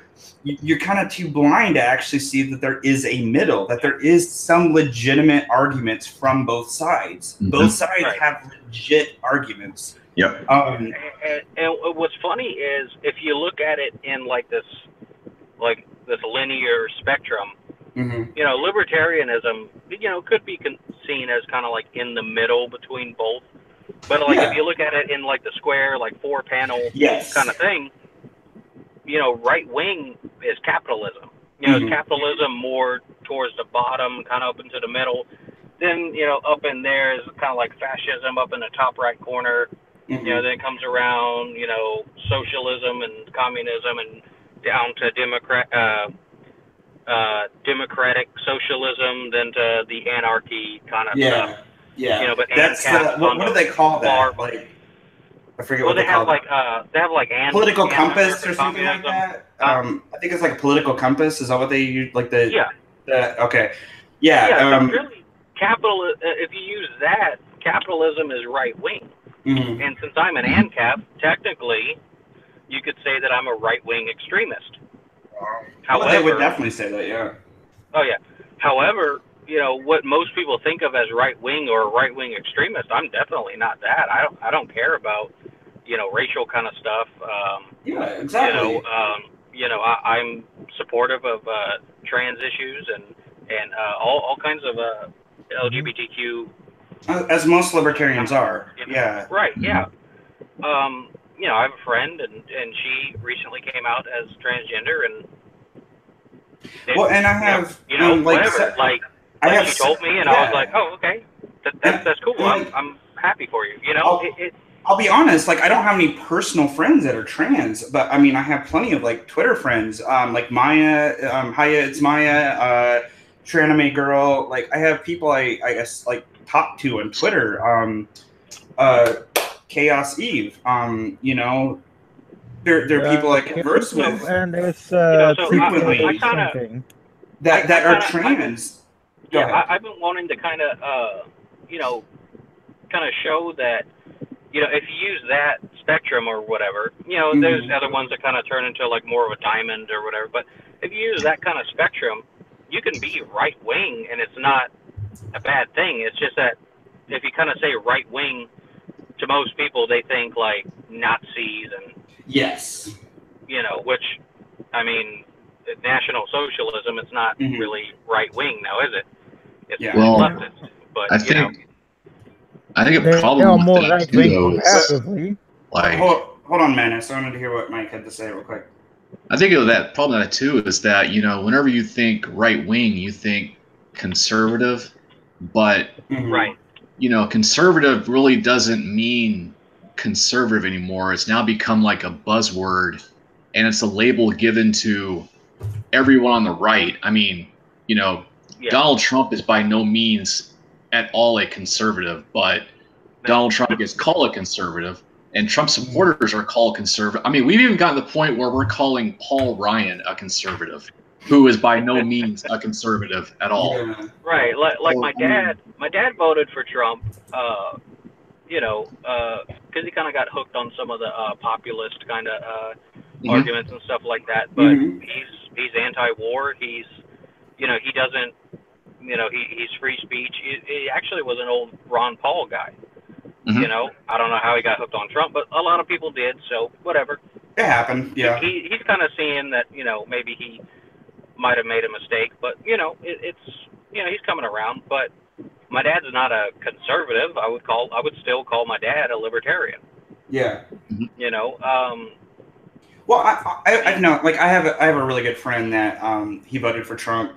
He calls himself a conservative, and he's constantly in agreement with my libertarian ideas.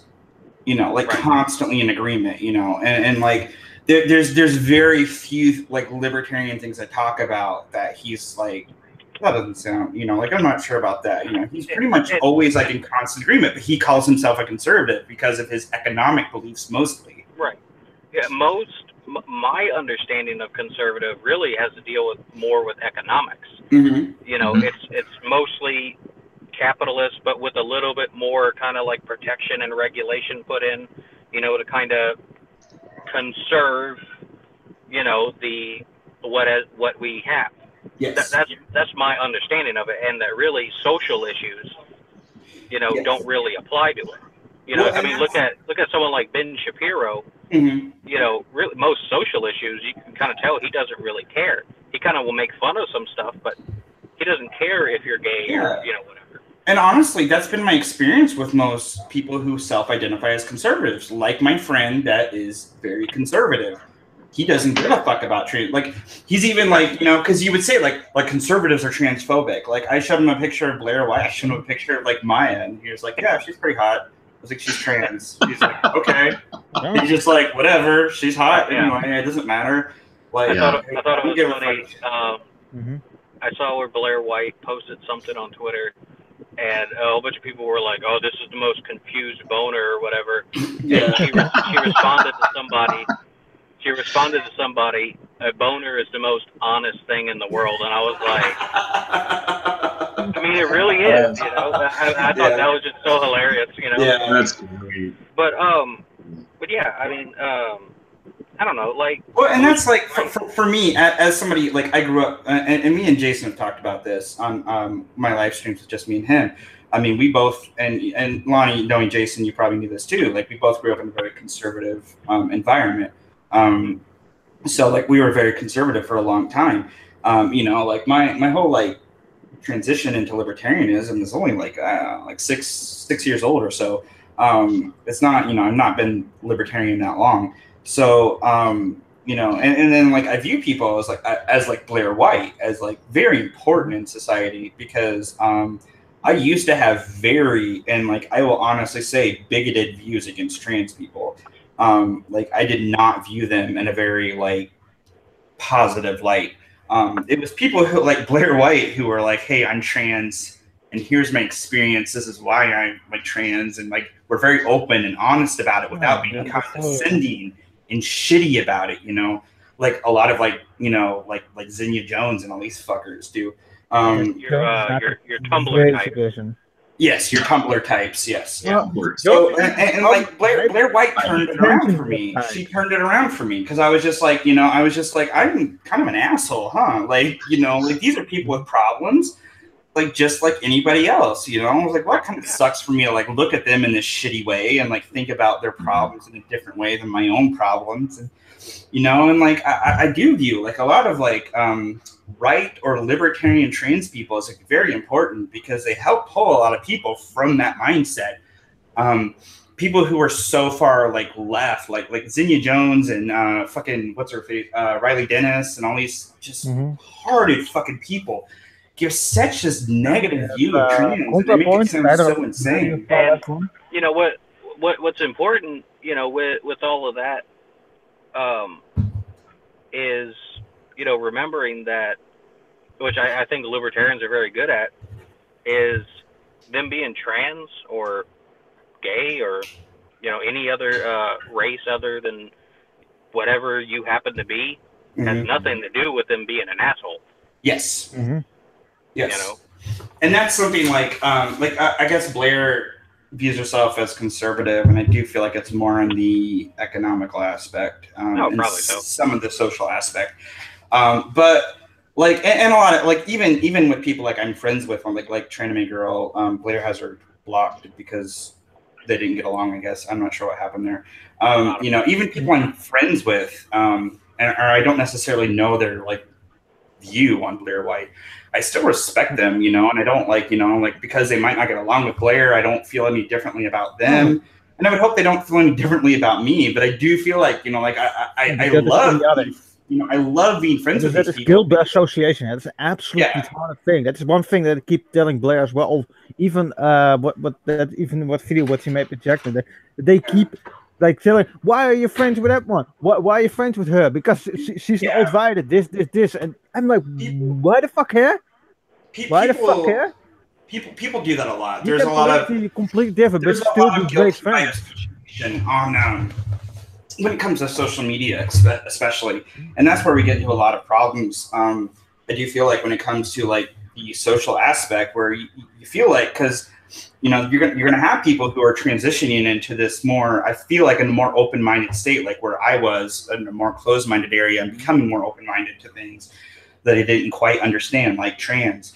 And then like there would be, and I still had people who, like, because I actually liked Blair White, because she did help open my mind to that.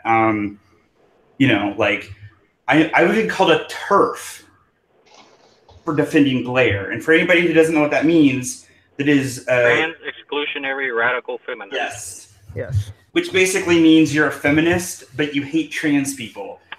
And I'm like, how can I be a TERF if I'm defending trans anime girls? I don't. And how are you a radical feminist? It's still more I'm one of the most anti-feminist people around, because I think feminism is fucking stupid. I'm an egalitarian. I will say this: that you be called a TERF is still not a stupid thing. That I believe that trans anime was girls either accused of being a TERF, and I feel like that is fucking more retarded than because they're accusing a trans woman to be in TERF, to be anti-trans. Accusing somebody who is trans of being a TERF is about as stupid as you can get. And it's like, and this is like, this is a go-to argument. It's like, you don't agree with me, so you're this. And to swing it back around full circle, this is like the epitome of what I dealt with today in my ancom debates. There was so much, like, you don't think murdering cops is okay, so you bootlick, your Blue Lives Matter because you don't want to murder cops or blow up office buildings. I was like, what the fuck is wrong with you? Yeah. That kind of stuff is ridiculous. I mean, I have my own, views on cops, and it mostly comes from the town that I live in has kind of a corrupt police department. But and I'm not one of those people that's like, oh, they're just doing their jobs, but I'd actually like them to be able to do their jobs properly. Yeah. To where, they weren't worrying about victimless crimes and things like that. Okay. Because you still have to have people that deal with murder and, rapes and violent crimes. Somebody's got to do it. I'm going to get a little off topic here, like slightly off topic. Whoever is slightly familiar with Red Letter Media, they do a lot of movie reviews on YouTube. Like, they have this show called Half in the Bag where they review movies. It's fucking hilarious. It's like a mixture of a sitcom and like Siskel and Ebert. It's fucking amazing. Check them out, Red Letter Media. They're hilarious. But they have this show called Best of the Worst where they watch really bad movies and then they spend like an hour discussing them. They'll typically watch 3 movies and then discuss how fucking terrible they are. And it's like the most... I've been rewatching the entire series, and it's just so fucking funny. I've never laughed so hard in my life. But they have this one thing they do called Wheel of the Worst, which they like take these like random VHS, and they're not movies. They're from the age of like VHS, like informatory videos and stuff like that. And they just take these random garbage videos to this wheel and then spin it, and whatever it lands on, they have to watch. So they had this one video on here. And I'm getting to a point, so sorry. I'm like, this sounds completely sporadic. They have this one video. It was actually an episode I watched today in my free time. They watched this one video, and it was called like the dangers of bladed weapons or something. And it was a video that was designed for police officers, and like specifically for police officers. How they ever even ended up with it, I have no idea. And they were watching it, and they were like, because they thought like the whole like this is only for police officers was like some kind of like just a market tactic. But then they were watching, and they're like, holy fuck, this is really supposed to be just for police officers, because they had like gruesome like crime scene photos and like actual pictures of officers that had been stabbed or like shot in the chest with a fucking crossbow and shit like that. Like, they had legitimate pictures, but then they did a lot of reenactments too. But like they even said, like, when they were talking about when they were like, because they were like, this video is amazing because it's fucking crazy. And it was really funny. But there's this thing that just always sticks out to me every time I watch it. Is one of the guys, Mike says, like, it's no wonder cops are shooting people like crazy because they're trained to think that every fucking person has a knife on them, you know? And it's just like, because you're sitting there like listening to this video, and it's like people might have like fish hooks sewn into their like jeans, so like when you're trying to pat them down, you'll catch your hands on them, or have razor blades like sewn into their hat, or like they might have a razor blade. Like they might have a razor blade taped to their fucking ID. And just some like they were showing like money clips turn into knives. They were showing sunglasses that had like gouging weapons in them, and it's like look it up. It's you know, I'll post a link to it on Twitter after this stream or in a minute. So everybody can watch it. Watch the whole thing, because they watched 2 other videos that are completely off topic. I don't think they watched the bladed video until like the very last one. It's like an hour long, but oh my god, it's so fucking worth it. You will laugh your ass off. But yeah, like you're watching it, and you're like, Jesus Christ, it is no wonder like police are shooting, because they're like, they see everybody as a threat, because they're trained to fucking see everybody as a threat. Because like, if you like, seriously, if I was a police officer and I watched that video, I would be so terrified to pat somebody down, to stop somebody, to even get close to a person ever. To be like, oh my fucking god, and I'd be like watching every move, because like, this guy's gonna fucking stab me, you know? Like, I need to like be ready to shoot somebody because they might try to stab me. It's terrifying, and it's not just because of the reenactments. It's because like they show a reenactment, and then they show actual footage of these people being stabbed, like autopsy photos, and my wife just one South Park episode where Mr. Garrison becomes Mrs. Garrison, but they actually shows footage on how the operation gets done. My wife just messaged me and told me I'm being too loud. I'm like so fucking into my rants tonight. But no, okay. Sorry.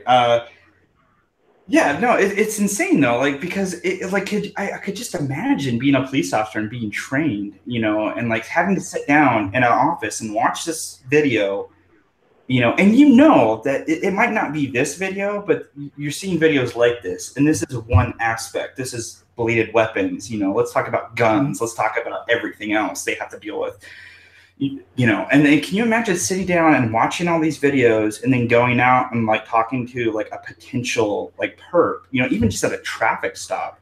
That would just be like so fucking like I'm paranoid enough already, and that's from my army training. Like going overseas and stuff, and you're trained to like just basically see everybody as a potential threat, you know, like constantly. And like Lonnie, I can't remember if you were in the military. No, okay, sorry. I'm thinking of Chris. Chris was. Yeah, okay, because he talked about it on one of the live streams. But yeah, like, you know, you're basically, especially when you go overseas, like, you know, like you're supposed to basically see everybody as a threat, because if you're outside of your like base, everybody is a threat. Everybody's a potential threat anyway. And with y'all, you know, with being in like the Middle East, you're basically almost acting as a world policeman, because these are civilians. They're not uniformed soldiers. I mean, I was in fucking Kuwait, which is really like one of the safest places you can be in the Middle East, and because like seriously, like Kuwait is like crazy police state. Like they have roadblocks fucking everywhere. And it was always funny because like we'd get to the roadblocks and they would just wave us through because we had our uniforms on. They're just like whatever. Like the police just didn't give a fuck about the U.S. military. They were really cool about us. But I mean, like we got chased one night. Like fucking, it was creepy. Like there was creepy shit like that, you know, like. You know, like we got like legit chase. Like we were going over 100 miles an hour, and this person was keeping up with us, like swerving through traffic to keep up with us. Like it was fucking creepy. They only backed off when I got climbed into the fucking back of the fucking vehicle and like pulled the charging handle back of my rifle, and then suddenly they were gone. So I was like, I'm ready to fucking shoot, asshole. But like, you know, it's shit like that. Like, you know, like you could be in just this and like. And I don't want people to take this as just like this crazy defense of police violence. But, you know, you do have to like stop and take into account the training these people have. And like kind of the level of paranoia of it. Yeah. Yeah. I've said that for a while, that it's in the training. several. I've actually heard of like older retired policemen, stuff like that. Like they've talked about that, like where what they were trained to do was be more like try to help and aid the community, not to see everyone as a potential criminal. And that's what they need to be doing. That's really what they need to be doing. And I think that's the better way to putting it. And like when you see kind of like that's the thing though, it's like honestly that the whole like red letter media video like really like kind of gave me an epiphany, to be honest, because I was like, holy shit, like some police are really trained to be violent. Like I know it's whatever is an older comedy, but like the Andy Griffith show, Barney Fife is kind of like how all modern police are. And Andy is what a policeman is supposed to be. Yes, agreed. I think that's a great analogy, to be honest. And even Barney Fife, like, because he had his pistol, but he never kept it loaded, I believe. And then and Andy didn't even carry one. Never even carried. That I believe that because there was a specific episode, I always remember that. Like Andy didn't carry, Barney carried, but he didn't keep it loaded. And like it's a small town, yes, and there's probably plenty of holes people would poke in that, but it's an analogy. It's not supposed to be taken literally. I have heard of like older, like it might be like in smaller towns, but like sheriffs that they didn't carry because they weren't planning on shooting anyone. They did have a weapon in their car or whatever if needed, but if they're going to go and talk to someone that's like holed up in somewhere, their plan was not to shoot them. Their plan was to talk to them, get them to surrender, and speak to them as a human being. Well, and I think that's a great thing to point out. I mean, like, there's nothing like I do not have a problem with the idea of a police officer defending himself against a legitimate threat. There are things like that. There are. Yeah, there are things like that video of that fucking asshole in that I can't remember what city it was, but it was in that like hotel, and the dude was like fucking basically begging not to be shot, and like he like tried to pull up his pants and he got fucking murdered. Like that is shitty because the guy was he's like, I'm gonna fucking kill you if you don't listen to me, because shit like that. Almost like this guy was terrified, like, and he made a stupid like involuntary, I believe, move to like pull up his pants, and they fucking murdered the guy like because he had an airsoft gun or some bullshit. It was insane. It's stuff like that, and we spoke out like very heavily about that. We made memes about that. This is horseshit. This should never happen, But like, it doesn't matter how much you speak out about that. If you think that murdering a cop without provocation is wrong, like like you're licking the boot of the police kind of thing. Yeah. That was a lot of. I even kept using the term "most police," so there are still bad police, and they still claim that I lick the boot. Well, yeah, that's fucking stupid. I do think like there are legitimately good police out there. I've met them. Like there was my hometown police officer for a while. Like, I mean, he was just a fucking amazing dude. Like I remember like when I enlisted in the military, like he, I was like, hey, I saw him and I talked to him, and then he like had me come into his like office, and we just sat there and talked for like an hour just about stuff because he was just like really excited for me. He was a really awesome guy. He was very encouraging. He was like, like let's, like that's good. I'm glad you're doing this kind of stuff with your life. Like, you're trying to like get some direction, kind of things like that. He was very encouraging. And then we had this other guy that took over. That was a really small town. But we had this other guy that took over, and like at first I just thought he was like a complete fucking asshole. But like the people that like ran the town were just complete dickheads, and after a while, like he was just like, because we would always like I rode BMX in high school, and we would like ride around the town, and these people that ran the town didn't like that, and he was like he like one day stopped us. He's like, if they say anything, just go to the school and right there, I'm fine with it.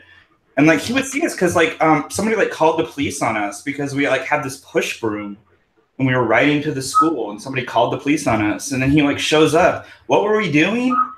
Fucking sweeping up glass that a bunch of assholes had spread around the elementary school parking lot where kids play. and we were sweeping up the glass, and we got the police called on us. You know, and this was like the kind of fucking town we grew up in. But like the police saw stuff like that, and they were like, okay, these kids are not like terrible people. They're good kids, you know. And like somebody like broke the fucking window to like the police station, and so like they came and talked to us because they knew we played airsoft guns, but they weren't shitty about it, you know. They were like, we just want to make sure this is the situation. You know, and like there were times like something would happen in the town, he would come talk to us because like the town people always try to point the finger at us kids because we were actually out and about, and apparently like kids going out and being active was terrible to them. But fucking old ass morons. Yeah, and I bet you if you see all these, probably all these old people. These are probably the old people that get on Facebook and you know they post those stupid things. When I was young, we played until the lights went down. Yeah, it was a bunch of boomers, you know, and that's what it was. And these guys were older than boomers. Dit is ancap. These guys were like older than boomers. They were like older than boomers. Like I hope they're all dead now, to be honest. But no, like they were assholes. They deserve it. Yeah, I guess to kind of start like bringing it back to like the ancom kind of things.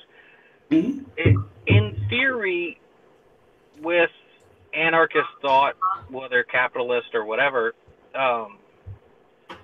you know, the police are the state's enforcers, you know, that kind of thing. That's how, you know, but, you know, I understand that, but like there's still no reason to use violence unless it is being used against you. Yes. And that is usually the thought more on the capitalist kind of side. You know, where the non-aggression principle comes in. You know, unless someone is aggressing on you. Now, some people try to twist that and say that because they are the police, because they are the state, that they are natural oppressors and therefore aggressing. But I kind of think that is a little bit of some mental gymnastics. Yeah, the ancoms try to use that logic as well, and I was like, that's something. They do, and I kind of see that as a little mental gymnastics, you know, on you know, personally. Yeah, definitely. You know, because then you become just as paranoid as the badly trained police. Yes. And it's like, I mean, police. You know, like I have no fucking sympathy for these assholes who like kill somebody without like honest provocation, and I'm like, but you know, like I do have like, you know, and I can't help but have like, I mean, there are police out there that legitimately, honestly want to do nothing more than help and protect people, and it does kind of suck. Many, I would say, the vast majority of policemen, just like the vast majority of people that enlist in the military or do any kind of service, they're in it for service, not service to the country or to some flag, but a service to their community. They feel like they're protecting their community. They feel like they're protecting their country, you know, and, you know, it's not about, you know, being like a worship of the state or anything. It's you know, they kind of feel like, okay, these people, you know, they need to be protected, you know, because there are bad people. And I do feel that is the majority of police, that is the majority of people in the military. I do think that bad training can override that. Well, and speaking, like, I can't speak for police officers, honestly. I only know a handful, and it's been in very small towns. Being a veteran, I can definitely 100% speak for people in the military. I've dealt with people from the I was in the Army, so I dealt with a lot of Army people. I dealt with overseas. I dealt with people in the Marine Corps. I dealt with people in the Air Force and in the Navy. Out of all of them, honestly, the Navy were both my least favorite and my most favorite, to be honest, at the same time. It was fucking hilarious. Depends on who the person was. But no, and my brother was in the Navy, so I have to say something nice about them. Like, there's bad training. There's bad training in the Army. But, like, I mean, most people I talked to in the Army, and honestly, the majority of the people I talked to in the Army were more conservative than liberal. But, you know, they didn't join the Army because they wanted to murder people or because they were, like, had hopes of going and killing people. It's because they wanted to do something good with their life. They honestly feel like they're serving their country. They're doing something good. They want to make a difference in the world. They want to do something good with their life. And that's what they feel they're doing. And, you know, whether or not it's even misguided isn't even the question. It's you know, that they honestly do believe that. And, you know, I do feel like a lot of, like, the atrocities that occur overseas are due to things like bad training and orders from fucking horrific people that should never be in charge. Right. You know, and we have people like the president, like not just this president, the past president, the president before that, and the before that, you know, like sending our fucking troops overseas, giving them the shitty fucking training, send them overseas, and then tell them that everybody over there basically deserves to die.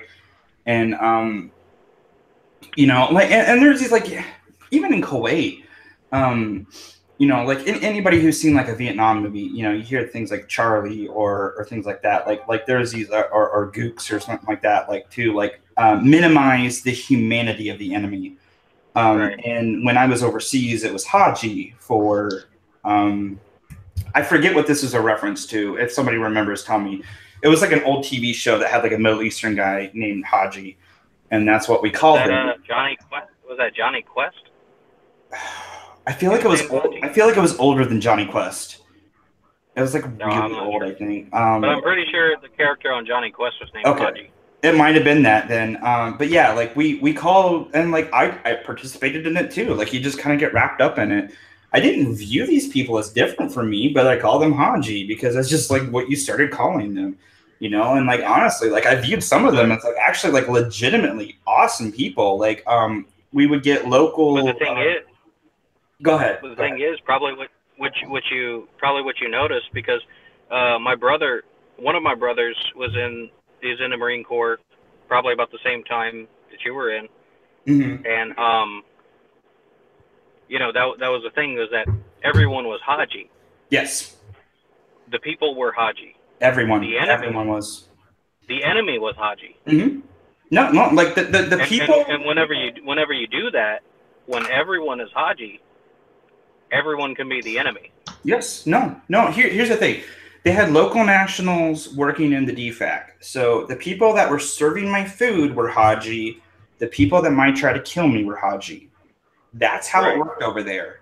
Everybody was Haji. Everybody was the enemy. And that's the trick that is played. That is yes, and that's the bad training. That is the mindset they want you to be in, because they don't want you to see people that you might have to kill as human, because, you know, you could hesitate to pull the trigger. So, you know, and I've been in a situation where, like, you know, like I was ready to have to shoot somebody, you know, and like it didn't even occur to me that this is a human I might kill. I was more concerned about, are they going to kill me? And I couldn't even honestly in that situation be 100% sure that they would have killed me. But it was this paranoia that they instill in you. But I mean, like I had people that overseas, they had local nationals that ran a lot of the trucks in Kuwait. So when we would get stopped somewhere, you know, we'd come out and we would like break. The local nationals were supposed to have like 2 or 3 days worth of food in their trucks in case something like bad happened. So they would always be offering us food. You know, and like no matter how just fucking gross, because it would give us like apricot pudding and shit, like, or not apricot yogurt. And I fucking hate apricots. But no matter how gross it was, you always ate it because it was, you know, you understood in their culture it would be offensive not to. But you know, like I ate shit like that. You know, I ate like oranges when I didn't want to, just to show them like I appreciated it. You know, I tried to learn some of their language. I learned things from people that understood more about Islamic culture than I did. Because one of the things I always like found out when I had like you need to talk with Stephanie on Twitter. She knows a lot on it as well. Well, like she's only been to pro-Catholic, but here's something I didn't know. My wife messaged me again. Here's the thing I didn't know, like, because I had a phrase book and I was trying to, because I'd have to deal with these local national truckers that didn't speak a word of English, and I would have to be trying to communicate to them where they were supposed to go. And there were things they didn't understand, like a thumbs up. You know, they didn't understand what a thumbs up was. So I was trying to learn things. One thing that I kept seeing from them is when I would try to talk to them in their language, they kept doing this like pat to their chest kind of thing. And especially after I would shake hands with them. And this person that was like studying Islamic culture actually told me what it was when you were like doing things like trying to speak their language or trying to connect with them and stuff like that was them like taking you and putting you in their heart kind of thing. And I was like, holy shit, like, you know, these people I'm like dealing with every day like thought that much of me in their mind, you know, like I was in their heart kind of thing. And I was like, these are fucking people, you know, like these are people going through their own lives. And then like some guy that they're dealing with is like taking the time out of his fucking day to try to understand and appreciate their culture. And it meant that much to them, you know. And it was stuff like that that I saw overseas that like really had an impact on me of like, you know, where you know, I have a hard time with this, like, well, they're, you know, all fucking Islamic people are terrorists, you know. It's like, no, you know, I've talked to like plenty of Islamic people who were just the nicest fucking people and knew I didn't like agree with them religiously and didn't fucking care, you know, like they were just really genuinely amazing people. You know, and that's experiences I had overseas, and it's kind of amazing though, because like even in that fucking mindset while being overseas, you know, I still have this like, this person is Haji, this person is my potential enemy kind of mindset. And that's what they kind of instill in you. And that's what they instill in you in the military. And I have no doubt that's what many police officers are, you know, like the average Joe is your potential enemy. Yeah, you have criminals, and this traffic stop could potentially be, you know, a violent thing. And that's a bad way to go about your day. Like, yes. I mean, like if I like, okay, I drive a truck, you know, and if I thought like every job could be the absolute worst thing to ever happen to me, well, I wouldn't be able to do my job properly. Yeah, no, I mean, I got out of the military in 2008. So it's been 10 years from almost, in August, it's been 10 years. Shit, it's been 10 years. Holy shit. I just realized that. Sorry. No, it's been 10 years for me almost. And I still carry this mindset of like, if I'm sitting in a public place and somebody makes a somewhat possibly suspicious move, I'm like constantly like, this guy might fucking kill me, you know, kind of like mindset constantly. I have not been able to shake that, and it's been 10 years since I've been in the fucking army, you know, and like I carry that with me every day. Like it took me a long time to be able to drive like safely, because every time somebody was behind me in my rearview mirror, I considered them a threat. You know, every fucking time. That took years to get out of my head. But which in your everyday life and in dealing with in the public, you know, you have to have some sort of situational awareness.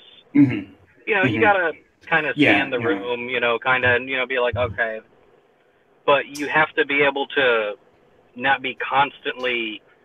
And that's the problem I have. Almost in fear, you know. That's the problem I have. It's like my situational awareness gets kicked into high gear because of that training, and like it's also, to be honest, like, and to be fair, it's partially due to like my anxiety that I have, but it gets kicked into high gear where like I'm unable to like I process like, okay, here's one thing, and this is let's say, what was it? I don't know, 6 months after I got out of the army, I think it was. I was working at a party store for like part-time for extra money, and this Middle Eastern guy, and he had this leather coat, and he came in and he was buying an American flag. Like, I would feel like And I would hope any like regular rational person would not see that as weird, you know. But for some reason, because he was Middle Eastern and because that was still in my fucking mindset, it was a concern to me.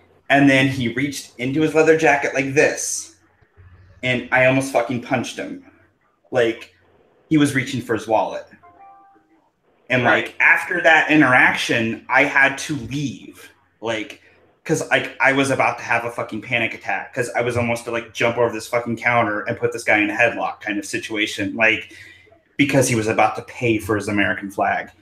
Like, you know, and that was like the mindset I was in. Like, I was so fucking amped up. Like, I thought I was going to fucking vomit. Like, I was just like, Jesus Christ. I felt terrified in that situation. Like, I like seriously thought, like, the mindset that these people had me in was like, I might fucking die right now kind of thing. So, like, I mean, I can imagine, you know, and that's just on a small scale. I was in the Army for 5 years, and that's it. Like, 5 years and some change. And I can imagine, like, on the small scale that I had to deal with it, mostly pertaining to a specific country, what a fucking cop, like, what is instilled in their mind every day, you know, for every scenario. Right.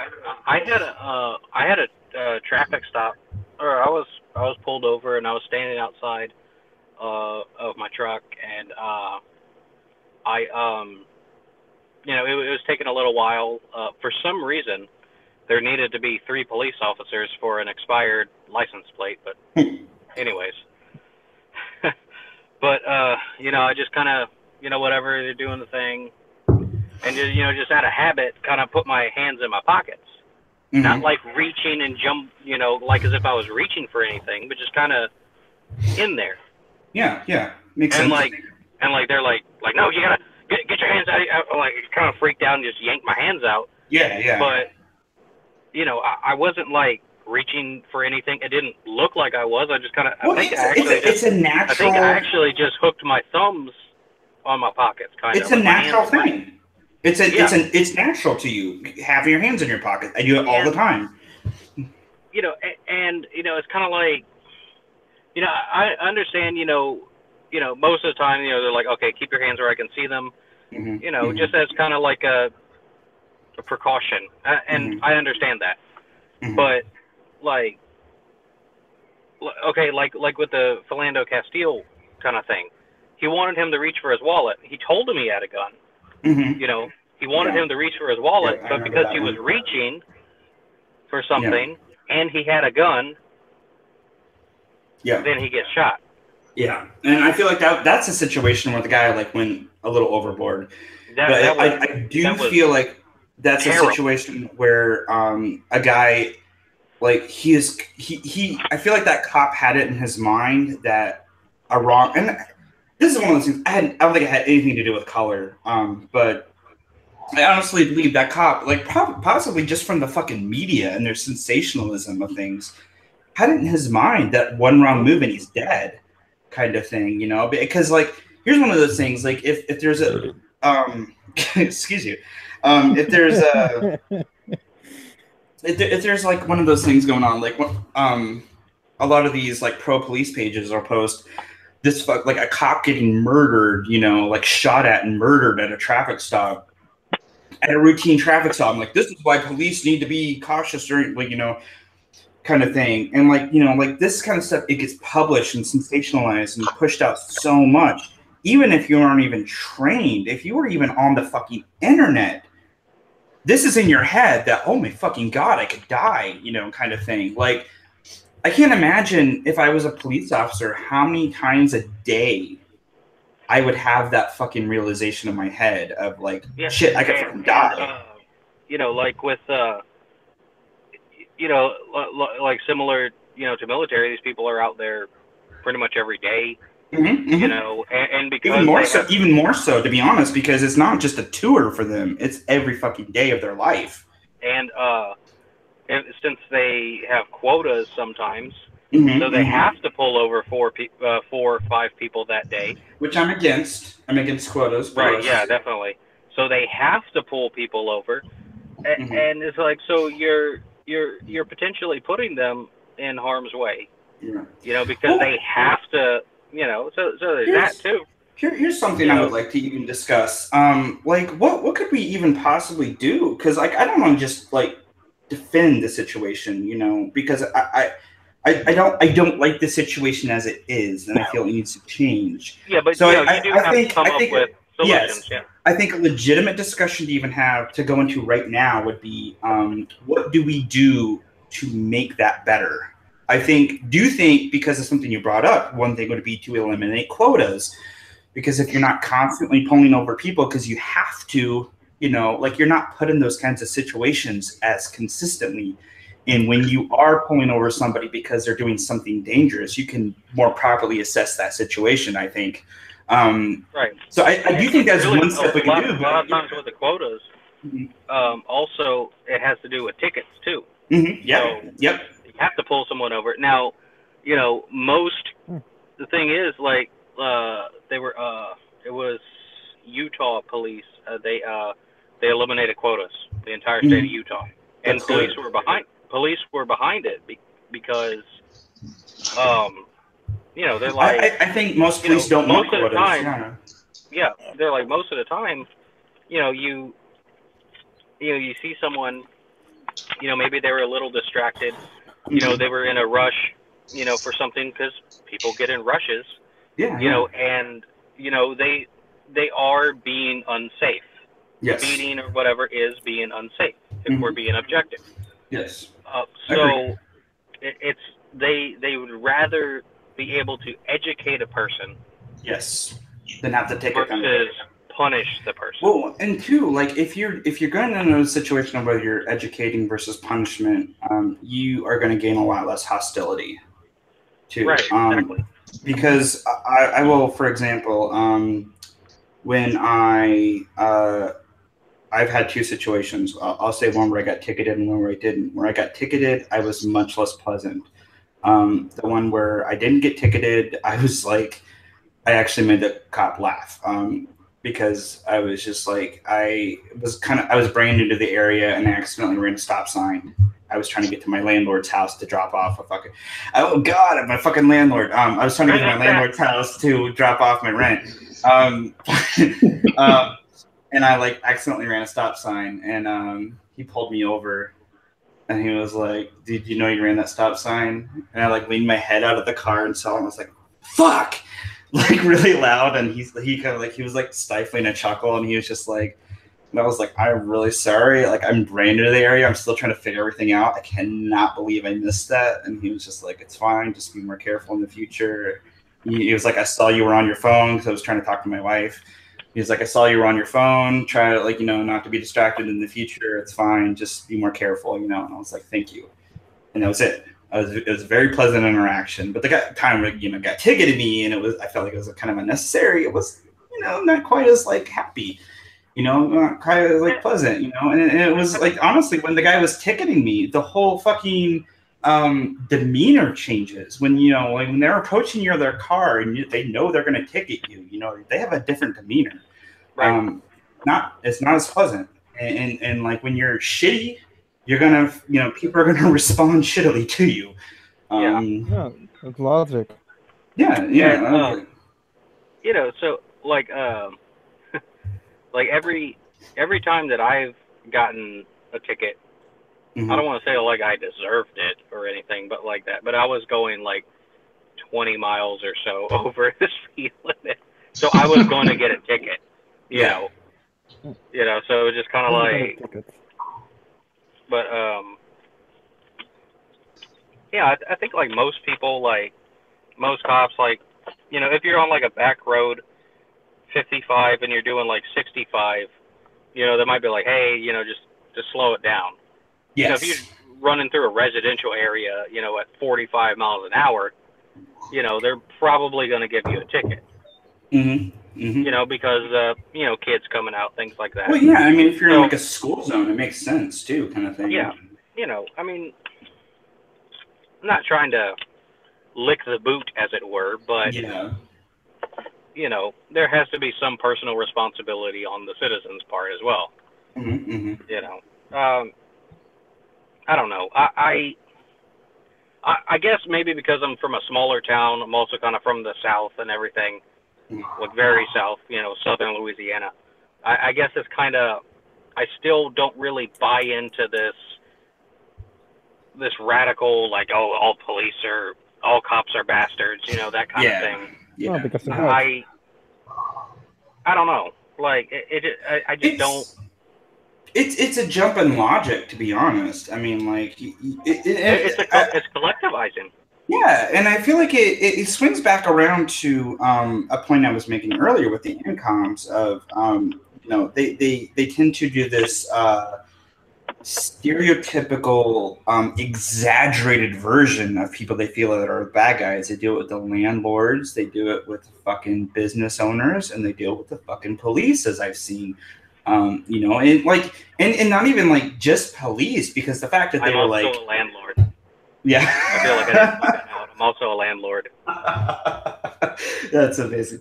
No, I have a rental property, so every time I see like someone talk about landlords and about how I'm like, no, I have worked with this guy on multiple times, where he was unemployed, but he still had savings, and I was like, look, if I understand, you just started a job, you're not going to be paid for 2 weeks. I get that. Mm-hmm. Can you do this much, and get me the rest later? I've worked with like the guy that's in it. He's great. I've worked with him so many times, whenever he needed it, because there was time when I was his landlord, but I didn't have a job. No, yeah, and I understood what that was like. And this is something I was saying. I think it was right before you joined the stream too. I don't know if you actually saw it when you were watching. But I was talking about like, I think this was like much earlier when Jason was on the stream. But I was talking, and it was one of my fucking like mini rants this fucking stream. Like I was just been going off. That is still an absolute fucking retarded. But no, it was it was about like I've dealt with many different landlords, and like some of the landlords I've talked to, like being a landlord is a part-time job to them because it is not lucrative enough to be a full-time job. So it really isn't unless you have a lot of property, and usually. And then if you have a lot of property, it's decades even. And if you have a lot of property, it's gonna take up your full time. It's not like you are a landlord. Therefore, and then this is something I brought up. Yeah, you're not just sitting around lounging waiting for a check. You gotta. Yes. You have an empty piece of property, so you gotta cut the grass and you gotta fix these fixtures and and you gotta well, this one the air conditioning's going out, so I gotta call somebody over there to. It's a lot. That's a lot going on. You're not this idea that you're just some fat cat. The regular. It's funny that you use that word. The little word. old lady that lives upstairs is just some fat cat. That's just waiting on her check. That is the exact fucking phrase I use, because it's like you guys are acting like landlords or these fat cats just sitting back all day counting their money, like counting their millions. And I was like, okay, like I've dealt with several different landlords. I dealt with one landlord that was like constantly, like he had to employ other people to do maintenance because he had so many properties. He could not handle them all at one time himself. He had a team to do maintenance at different fucking locations, So we wouldn't even see him all the time. But he would be going to the fucking, like he was going to the fucking parking lot of his apartment complex and patching holes himself, And then they're acting like this isn't legitimate work because you're renting out, But it's like, no, I'm paying for one of your utilities. I'm paying for your property taxes. If you have a maintenance issue, you call me and I come fix it. You don't have to pay for that kind of thing. And, like I'm coming to your location. I'm patching holes in the parking lot. I'm mowing the lawn of the complex. I'm keeping up the fucking appearances and things like that. Like it was insane. And then like I've even had where I rented a house before and I was responsible for my own lawn maintenance, but it was kind of the same thing of, like there were times where there was like some, we'd have issues with this or that. We would just call him and he'd come over and fix it, kind of thing. And this is one of the situations where being a landlord and he rented out like, I don't know. I was like 5 different houses, and this was a retirement job for him. This was something he did in his spare time to keep him busy. You know, he did not become a landlord because he thought it was going to give him money. He did it to keep him busy. That is how busy. And he didn't become a landlord to exploit people without homes. Yes, exactly. It makes no sense. It's what's funny. What's funny is while I was a landlord, well, I still am, but I was at one time I was also renting an apartment, and so I got to get a taste of it, you know. And it was a management company that did it, so there was no like, hey, you know, can I? No, there's none of that. You know, I couldn't work with these people at all, and I was like, man, these people are fucking assholes. Yeah. You know, and like I was like, man, I'm glad that I'm able to work with the people that I have. You know, and because of that, my stuff gets taken care of. Yeah, I will say I've rented out 4 different places I've rented, and out of the 4, only one of them was a community like rental management thing kind of shit deal. And when you were dealing with a rental management company, it was a fucking nightmare. But when you're just dealing with a guy who's just being a landlord, it was fucking pleasant. You know, like they were good people. You know, they were just like the locations. Like I had to leave. We had to leave like 6 months prior to the end of the lease, and I was like, yeah, and they're like, yeah, so we'll be sending this to a collection agency. I was like, come on, like me, like I don't like. They're technically supposed to owe me the rest, but if they've been good, and you know, if I like them, I'm not going to do that. You know, or if stuff is taken care of, you know, I'm not going to do that. Yeah. No. For me, I would say, and then just Mike, in case you are watching this later, thanks for joining us, man. I'm sorry you didn't get to talk a lot tonight. I'm ranting a lot tonight. I know. For like, okay. And here's something that's interesting, because this is a situation, you know, I didn't even think to bring up until now, but they talk about, like the ancoms like to talk about rent, like, you know, if you have a property and you're not currently occupying it, you don't technically own it. Now, here's a situation that they never thought of. One of the fucking properties I rented was a garage. And they called it a cottage. It was a literal garage converted into a living space. It had a bedroom, a bathroom, and a kitchen conjoined with like a living space. Reminds me of one of those trailers in one of those comedy movies that was coming out, where literally guy and a girl were going to have sex, and then the garage door just opened just before they. Okay, they got rid of the garage door. Yeah, the garage door was gone, turned into a wall. But it was a literal like a regular like size garage. It was separate from the house. It was like in the backyard, and I had my little like my driveway was like the pavement area that led up to the garage. You know, like it was enough for me to fit my fucking car in, and that was it. But like there was a literal, like you'd walk in and there was a couch and a table, and that was my kitchen / living room area. And then further in was a fridge and a counter space that had a sink and an oven, and that was my kitchen.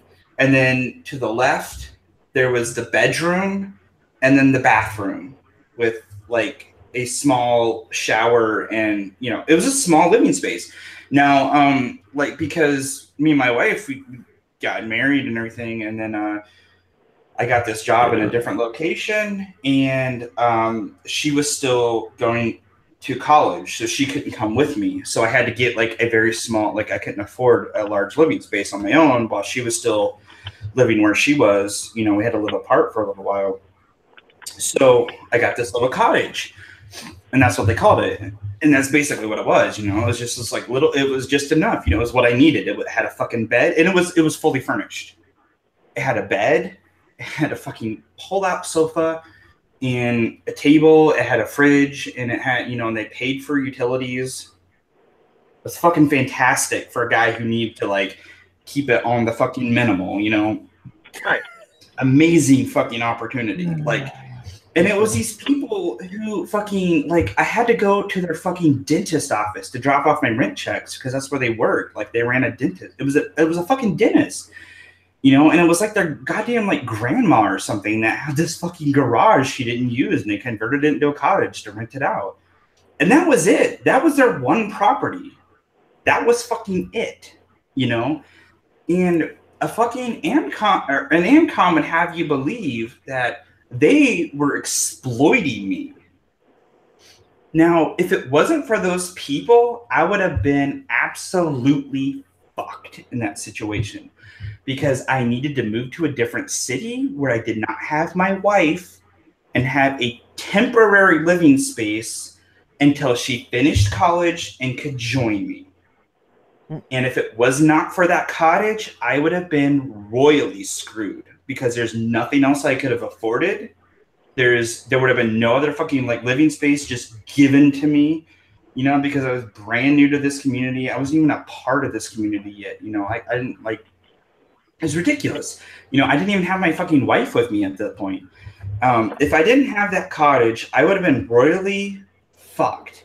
And it was like, to think that they were exploiting me. Like, if it wasn't for these people, I would have been so goddamn screwed. And then, like, I had to enter into, like, I think it was like a 6-month lease.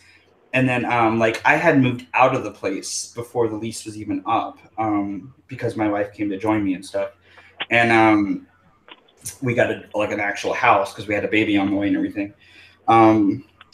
And I wasn't even living there. And because they started doing renovations, they just let me out of the lease earlier because I wasn't living there and they were doing renovations. And I was like, if I was living there, I wouldn't be able to live there because you're doing renovations. It makes no sense for me to pay rent. And they were like, yeah, that makes sense. That's fair. So they just let me out of my lease, you know, like it was fine. They gave me my fucking security deposit and I was done kind of shit. You know, it was like amazing. Like they were really nice. And for somebody to come across and be like, oh, they were exploiting you because they were your landlord. I mean, you're fucking crazy, dude. Like, yeah, if it wasn't for these nice elderly people. I've seen someone complain about capitalism because at their job where they make $60,000 a year, they can't wear, I guess, whatever kind of socks that they want to wear. They have to wear like black socks. Yeah. Incomes are very materialistic people, and that is really weird. Well, and that's like my thing, though. Like, you make $60,000 a year. For $60,000, I'll wear whatever. Right? It's more than I get. So. Well, and here's my big thing, and it's midnight, so I'm probably going to close the stream here in a minute.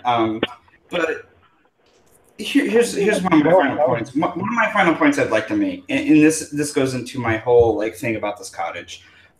This was a person, and like this is not like it was. This was a property on their fucking land. This was their garage. I lived in her fucking yard. You know, it's not like it was a property she wasn't using. An ANCAP would, and I keep saying ANCAP. An ancom would come along and tell me that is not allowed. That is wrong because I'm renting from her. And like, here's the thing, like. One of the things that they never they never factor into their whole rent is theft thing is people rent out rooms and houses they live in. They technically like loan your books where you fucking pay for the temporary loans. Like, the same fucking idea. You're temporarily loaning something like a room or a house from someone.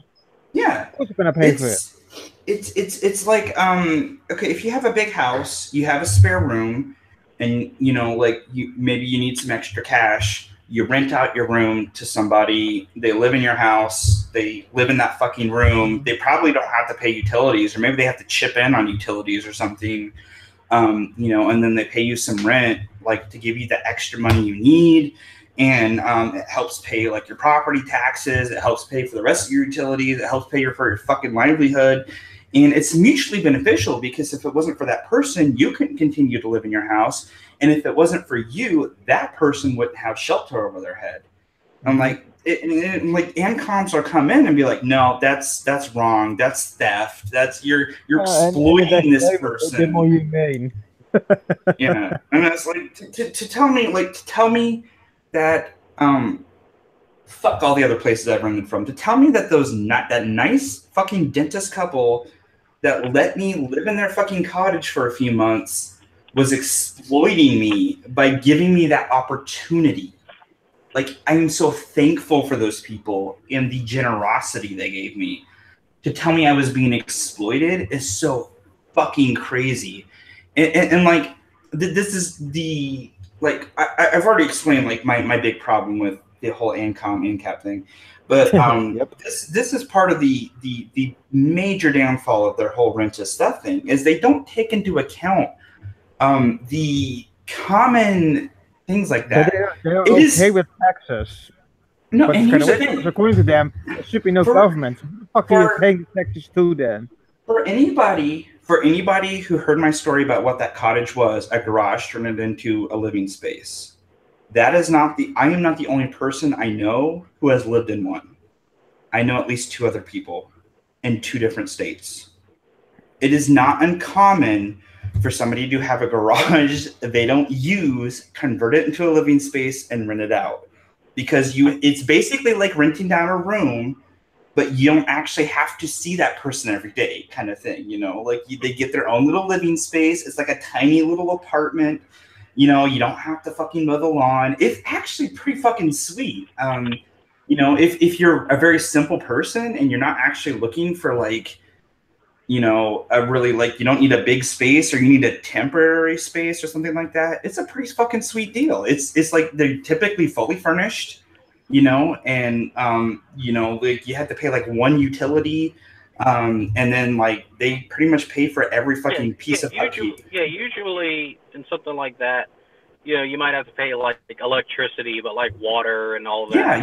Yeah. You know, because your water. I think I paid electricity, and that was it. Your water is going to be showers and whatever water used for dishes or whatever like that. Yeah, and then in a small place like that, it's not going to be a lot. If you're one of those people that just games all the time or Bitcoin mines, you know, yeah, you gotta pay for electricity.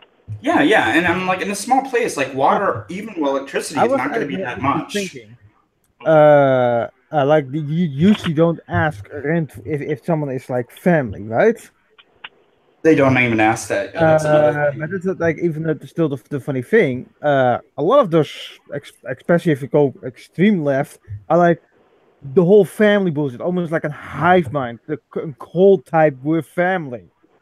But if you calculate that part in, like, if you don't pay as rent for family, that's probably the reason why they think it is fucking theft. Because they think everybody's family. It's the fucking hive mind. Yeah. Well, and that's what's funny too, is because, like, here's I'll give you 2 situations where my physical health took a really bad turn, and we had to rely on family to take us in 2 different times. We went from one family to the next when we moved back to Indiana, but both times we paid rent, and that was our choice. It was, we have the money. Yeah. We are occupying a room in your house. We are using your utilities. We are going to pay you a rent, because we are a addition to your financial burden. That was our choice. And I feel like an ancom would have you believe, because you're paying rent, because technically they were our landlords, even though there was no actual lease agreement, they were exploiting me, even though they were saving me from being homeless. My current situation is me, my wife, and my daughter are in a bedroom in my parents' house. Mm-hmm. Now, we can't really afford rent, but I drive my dad's pickup truck and deliver things, you know, hot shot driving. Yeah. And, well, that pays for his truck note. So I'm earning my keep, I guess. As a Mm-hmm. And I feel like that's like an important thing too, is like the you know, if you own your own property, like, you have to pay for upkeep, you have to pay for utilities, you have to pay for all this shit. You know, you pay for fucking property tax. You're paying to rent your fucking house from the government. And that's a whole nother discussion I don't want to go into. But you know, like, you're constantly paying money, even if you own your house. you know, you're paying for upkeep. And then like this is one of the things, like having like actually owning my house right now. I do often look back on the times where I was rented and be like, I miss those days when like I had a problem where my fucking like something was wrong with the plumbing or something, and I had to go fucking figuring out what it was for myself. I could just call up the landlord and be like, "Hey, come take care of this." I miss those days sometimes. So the thing is broken. That light, you know. Yeah. But now you got to get up there and figure out what's going on. yeah. Like I mean, like okay, like I did maintenance at a Target for a year, like, you know, and like I did some maintenance stuff in the Army because I mean, like, you know, I don't care what your fucking MOS is in the Army, you're going to do some maintenance at some point. You know, you pick shit up along the way. So I knew I had some like very basic electrical work and like plumbing work. So, you know, I'm not like clueless when it comes to fixing shit, but like a fucking HVAC unit in my basement, I have no fucking clue how that works. Even when I worked maintenance, I had to call on somebody else to do that shit. So I have to fucking call on a repairman. I worked construction, and well, by construction, it was really more of like remodeling a lot of what we did. So I mean, I know some stuff, but there's things that I have no idea what to do. You know? Yeah. Well, and like Jason, my brother, does HVAC stuff. So and it was funny because actually, like we were having a problem with my heating unit when he was staying here because like my grandpa passed away, and he came down for the funeral and stayed with us for a couple of days. And it was hilarious that my fucking one brother that knows how to deal with HVAC stuff comes to stay with me the fucking one time my HVAC breaks down. But like the heating broke down. Like, hey, while you're here. Yeah, exactly. No, that was exactly it. He was coming down. He was trying to figure it out. We actually had to call somebody because he was like, I think this is like something they're going to need some tools to fix. I don't think I can do this. So it's like, well, it's fine. Like you didn't happen to bring your toolbox with you. Right. Yeah, exactly.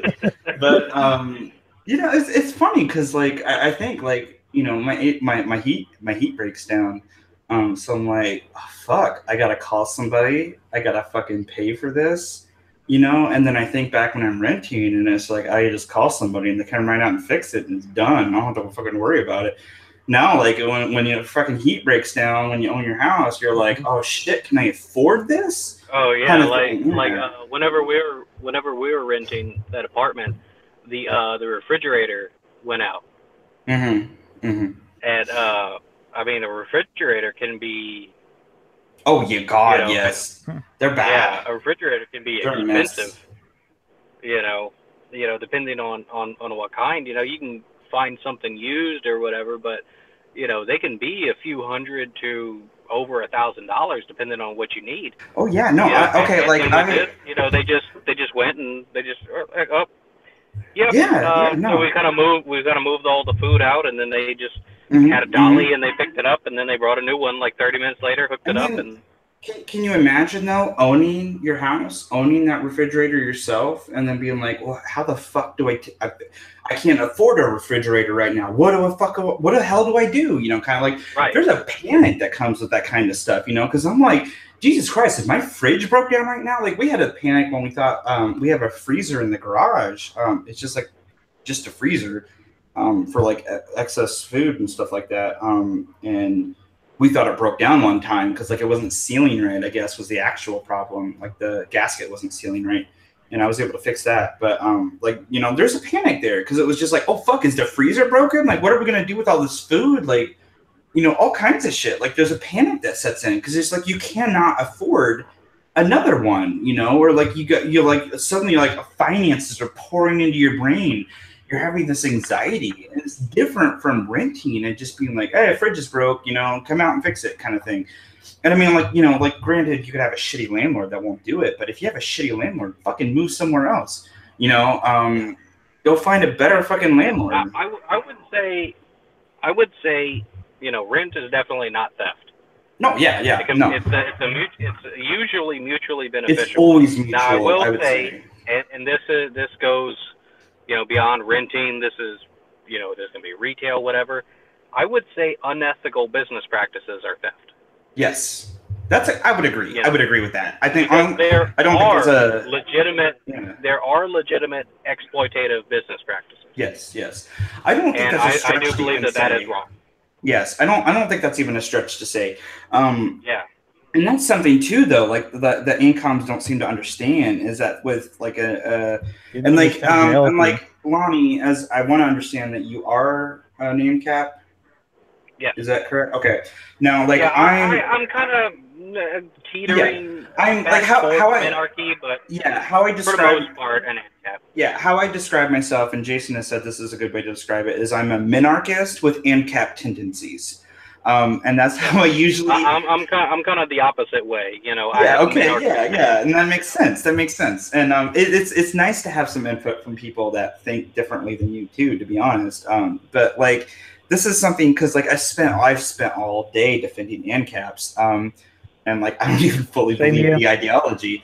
But it's like okay, like. You guys don't seem to understand it. In an ANCAP society, these like shitty business practices would phase out because guess what's going to happen if you commit shitty business practices? You don't get protected by the government in an ANCAP society. The fucking free market works, and people are like, "Yeah, you suck. I'm going to take my business elsewhere." Yeah, that's like I had wrote on freedom of association for Think Liberty, and you know I made the point that. A lot of times these businesses, which would be bigoted if they were allowed to, they just go along with the law, and so they're therefore protected by the government. Yes. So these people who, you know, need a big wake-up call, like, holy shit, I'm losing my business. I guess I can't be racist anymore. Exactly. You know, they never get that. And that's something I think, like, I have a big problem with, like, you know, the whole, like, bake the cake kind of ideology of, you know, you shouldn't use the government to force a business to, like, bake a cake for a gay wedding if they don't want to. Because, like, just be like, hey, world, they don't want to bake a cake for a gay wedding. And then guess what? Everybody who disagrees with that is going to take their business elsewhere. And everybody who's okay with that is going to take their business there, and the world fucking moves on. I wouldn't shop at a bakery that, you know, that.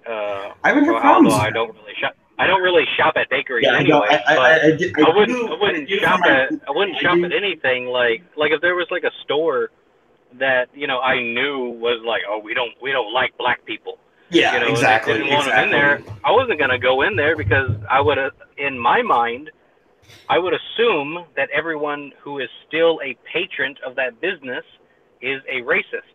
Yes. And I'm not going to go in there because I don't want anyone to see me and think I'm a racist. Right. And the majority of people would do the same thing. Yes. And so you're 5%, you're left with 5-10% of what your old customer base was. Exactly. You know, the people who actually agree with something like that, and you can't operate that way.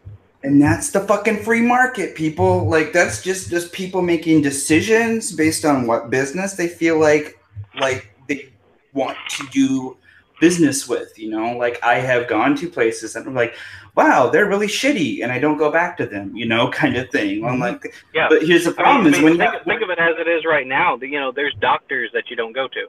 Yeah, exactly. Precise. That's a very good. Yeah. Well, I don't have much choice here, but. Oh yeah. Well, yeah. I mean, if you're in a socialized, there's barbers that you won't go to. Yeah. Yeah. You know, there's that. You know, like with licensing and stuff like that. Well, if no one has licenses, who? And it's like, okay. You don't go to say there's 10 barbers in your town. You only go to one. Why don't you go to the other 9? Because they don't cut your hair right. Exactly. And then people want to be like the old joke is that, like, you know, Ayn Rand and Ron Paul or whoever walks into a bar and then they all die because there's no like government regulation. And I'm like, guess what happens in a free market if a fucking bar kills somebody because they're not clean enough? That bar doesn't exist anymore because nobody goes to that fucking bar.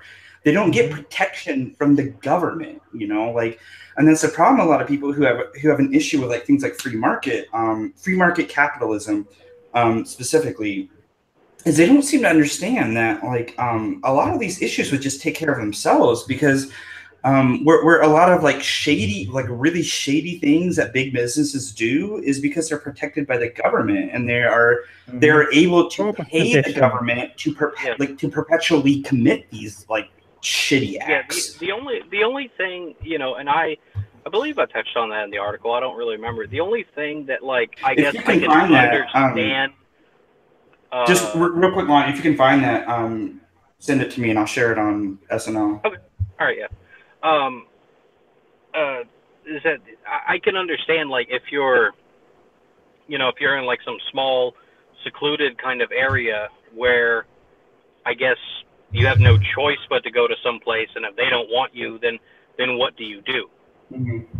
You know, you might not be able to afford to move. You might literally be forced out of your home.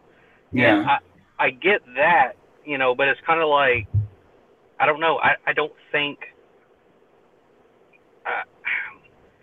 I don't want to say that wouldn't happen, but I don't think that would be as common as people think it would be. No, I don't think it would be. And I do genuinely believe, like, I have a faith in the free market of, like, I have faith in, like, people to, if a company isn't being protected in a way by the government where they can continue to exist regardless of how fucking shitty they are, where people are logical enough. I mean, like, the average person, if they go to a business and they don't like it, they go to a different business, you know? Like, there's always a competing business, and that's the beauty of the free market, is that it provides competition. You not have to go to somebody you don't like, you get to go to somebody you do like.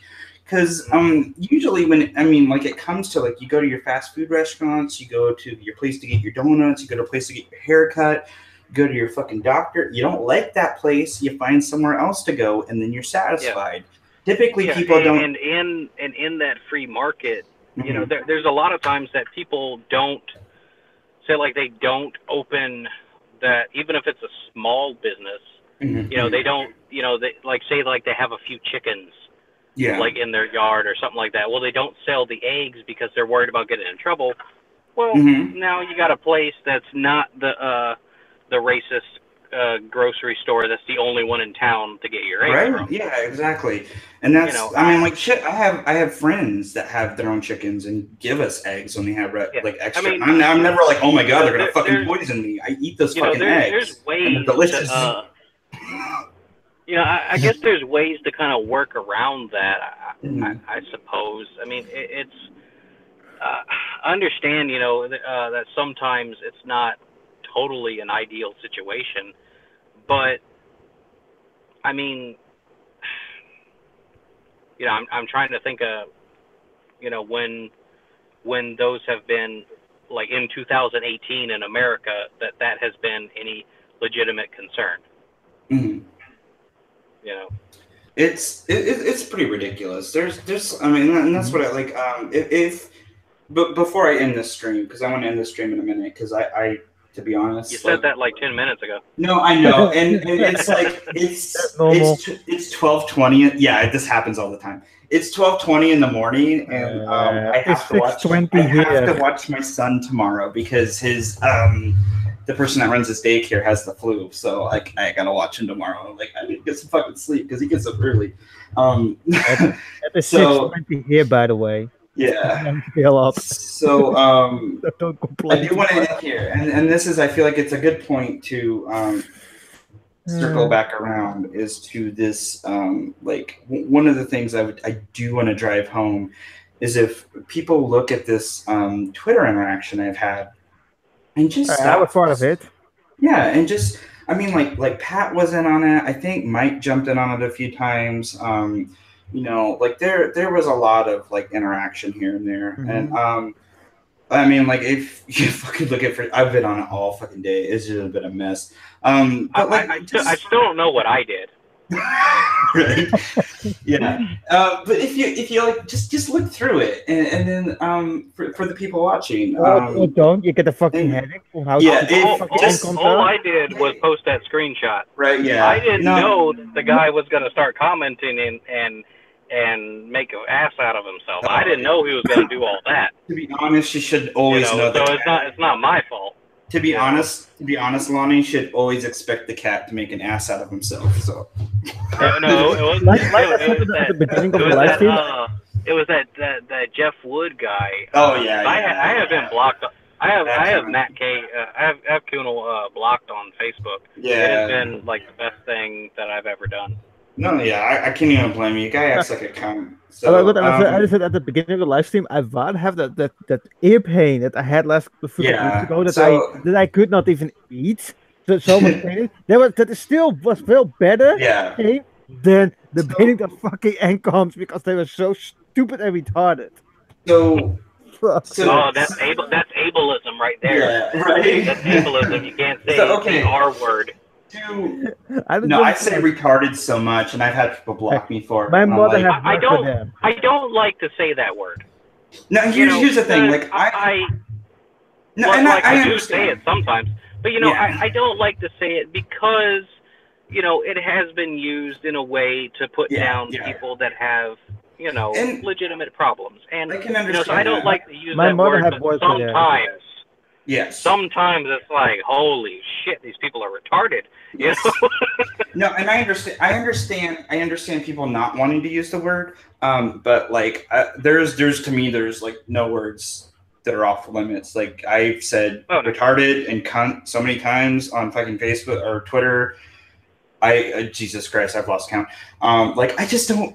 I don't think there should be like you're not allowed to say nigger because and I'm like okay like I've talked to I've had friends that are black people that just don't give a fuck and like I don't say the word because I don't ever feel like I need to use that word but like Jesus Christ. There's never been a time that I've wanted to call someone that. No, I've never wanted to. Okay, I've never. If I'm using the word like in a sentence to describe what someone has said, I'm not gonna censor it. I'm I would never censor it because I would never. It should like whenever you're trying to say like, oh, this person said this. Yeah. You want people to feel the full force of that, so that they know like. Yeah, and that's what that person said. Yeah, and I'm gonna get off topic here real quick, but like there's we're about to go on a whole new thing. Yeah, no, because I'm supposed to go to sleep. So yeah, no, like there's this whole thing I always bring up when it comes to this topic is that there's this whole thing. This person's like saying the word Pollock. And if you don't know what Pollock is, it's like an insult towards Polish people. And, yeah. And it was funny because I had a friend in the military that was Polish. He was not an American citizen. He was Polish, and he was in the U.S. Army. And we would fuck with each other all the time. Like, all my friends of all fucking different races, we would rag on them. I had a black friend who, I mean, he was, like, dark as fuck. And there was, like, one time in the morning, he was, like, it was, like, really early in the morning. It was dark, and he was walking up. Like we were getting ready to go somewhere, and I was like, "Dude, smile! I can't even see you," And he would fucking laugh, like, and he would crack up, like we would rag on each other, like shit, like that all the fucking time. I think one of my proudest moments was like usually anywhere that I work, I usually kind of gravitate towards the black people that work there, like because for some reason I get along better with them, at work. Yeah, no, that's fine. Yeah. And like, we would always become friends and things like that. And like, one of them was like they called me, like they're like, oh yeah, you're my nigga. And I was like, like I felt so proud of myself. Like I was like, no, I've gotten that too. Wow. Yeah. I've been made an honorary. I got that from some of my buddies in the Army too, and I've had. But okay, before anyone has a problem with that might be watching that I used the word I am part black a little bit. Right. I have enough to be able to use words to be able to use words. If you're gonna be mad, be mad at me because I'm white as fuck and I said it. That reminds me, but that thing what happened with Maya a couple days ago. But in the end, what happened? I made a stupid because Maya called him autistic, the guy, that Cockney guy, and then I was like, "You cannot call him that. That's an insult to autistic people." So Cockney was completely AWOL against me, tried to insult me with autism because I have autism, and I didn't give a fuck that he say that things, and he couldn't understand why the fuck I didn't give a fuck, and he didn't understand any joke. Because My buddy in the army, I mean, he was Polish, and like, and when I say this, people are gonna be like, "Oh my god, that's fucking horrible that you would do that to him." But whenever he would do it, he would laugh his ass off. He was not an American citizen. When we switched to ACUs and they had the Velcro patches, we would rip his American patch off and be like, "You can't get this until you're a citizen." And he would think it was hilarious, you know. It was mean, sure, but it was like good-spirited fun. Like I'm Native American, so I got made fun of for that all the time. My friend who was Irish got called Mick all the time, you know, and like got poked fun of. I mean, that's what you do after a while. You know, a lot of times you have to, like, whenever people say that, like, you shouldn't use certain words, a lot of times they can be terms of endearment. Oh yeah. For like different kind of people, like I'm mostly Mexican. Like there's certain people, like if they were to call me like a wetback or a beaner or something like that, I'd get mad. Yeah. But like if a friend of mine were to do it in a joking way and I knew that they were joking and all that kind of stuff, it's not a thing. Like it's completely fine to me, and like, I don't. I think a good example, like just on a smaller scale and not even on a racial scale, is I call my kids assholes as a term of endearment. What the fuck? Yeah, because they act like little assholes. But I mean, that's a term. Like my son calls people butt face or like poopy pants, and to him, that's a term of endearment. If he calls you that, he likes you. You know, and that's what we always have to stress to people. He's saying that because he likes you, not because he thinks you're a bad person, you know. But like we have weird terms. Like I call my kids nerd or dorks all the time because you know, I mean, you're acting like a nerd. You know, sometimes like the ability to, like the ability to, be able to take an insult, and turn it around. You take the power away from it. You know, as like use it as like an ironic, friendly term. That's what I did without this. Once you can do that, and it doesn't have to be like a racial slur. It can be like anything. Once you can do that, like with your friends, that's usually a good thing. That on that level of comfort and personal love between one another, and that here's something like hard to describe. Some people don't understand that at all. No. And I feel like if you don't have a bond with somebody where you can do stuff like that, I feel sorry for those people. But like, I mean, like I call my kids nerds, dorks, geeks, and stuff like that all the time. But I always say it in a loving and endearing way. If my daughter hears me call her a dork, she doesn't think my dad doesn't like me. She hears basically, I love you. Now, when later in her life, when some asshole kid at school is like, you're a dork, she's going to just be like, yeah, so? Like, she's not going to think that's weird, or she's not going to be like, well, that's not an insult. You have to understand that, I want to say it was Vinny that said this, that if someone uses a word or words or phrases or something to try to hurt you, you have to remember that they're just words. Yes. That they don't, it sounds, but you have to recognize the intention behind them. 100% agree. That this person is saying this. Yeah, this person's saying this because they're trying to hurt you. They're trying to be mean to you. They're trying to insult you. Getting offended gives it your power too. Right. That is what can be offensive to a person. You know, now, that this person tried to hurt you. Yes. And not the words that they use. Yes. And here's something getting back to the whole Polak thing, I got way far away from that.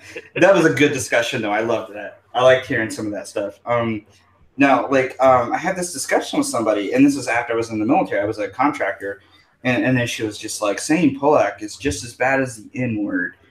And I was like, okay, if that's the case, why are you saying N-word and then saying Polak?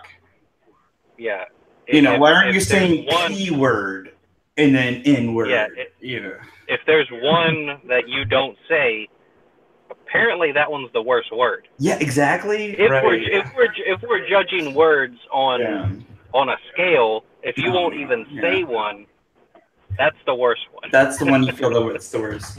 No, and I mean, like I had because when I was in the Army, me and my friends did comedy sketches, and we had this whole we never got to film it.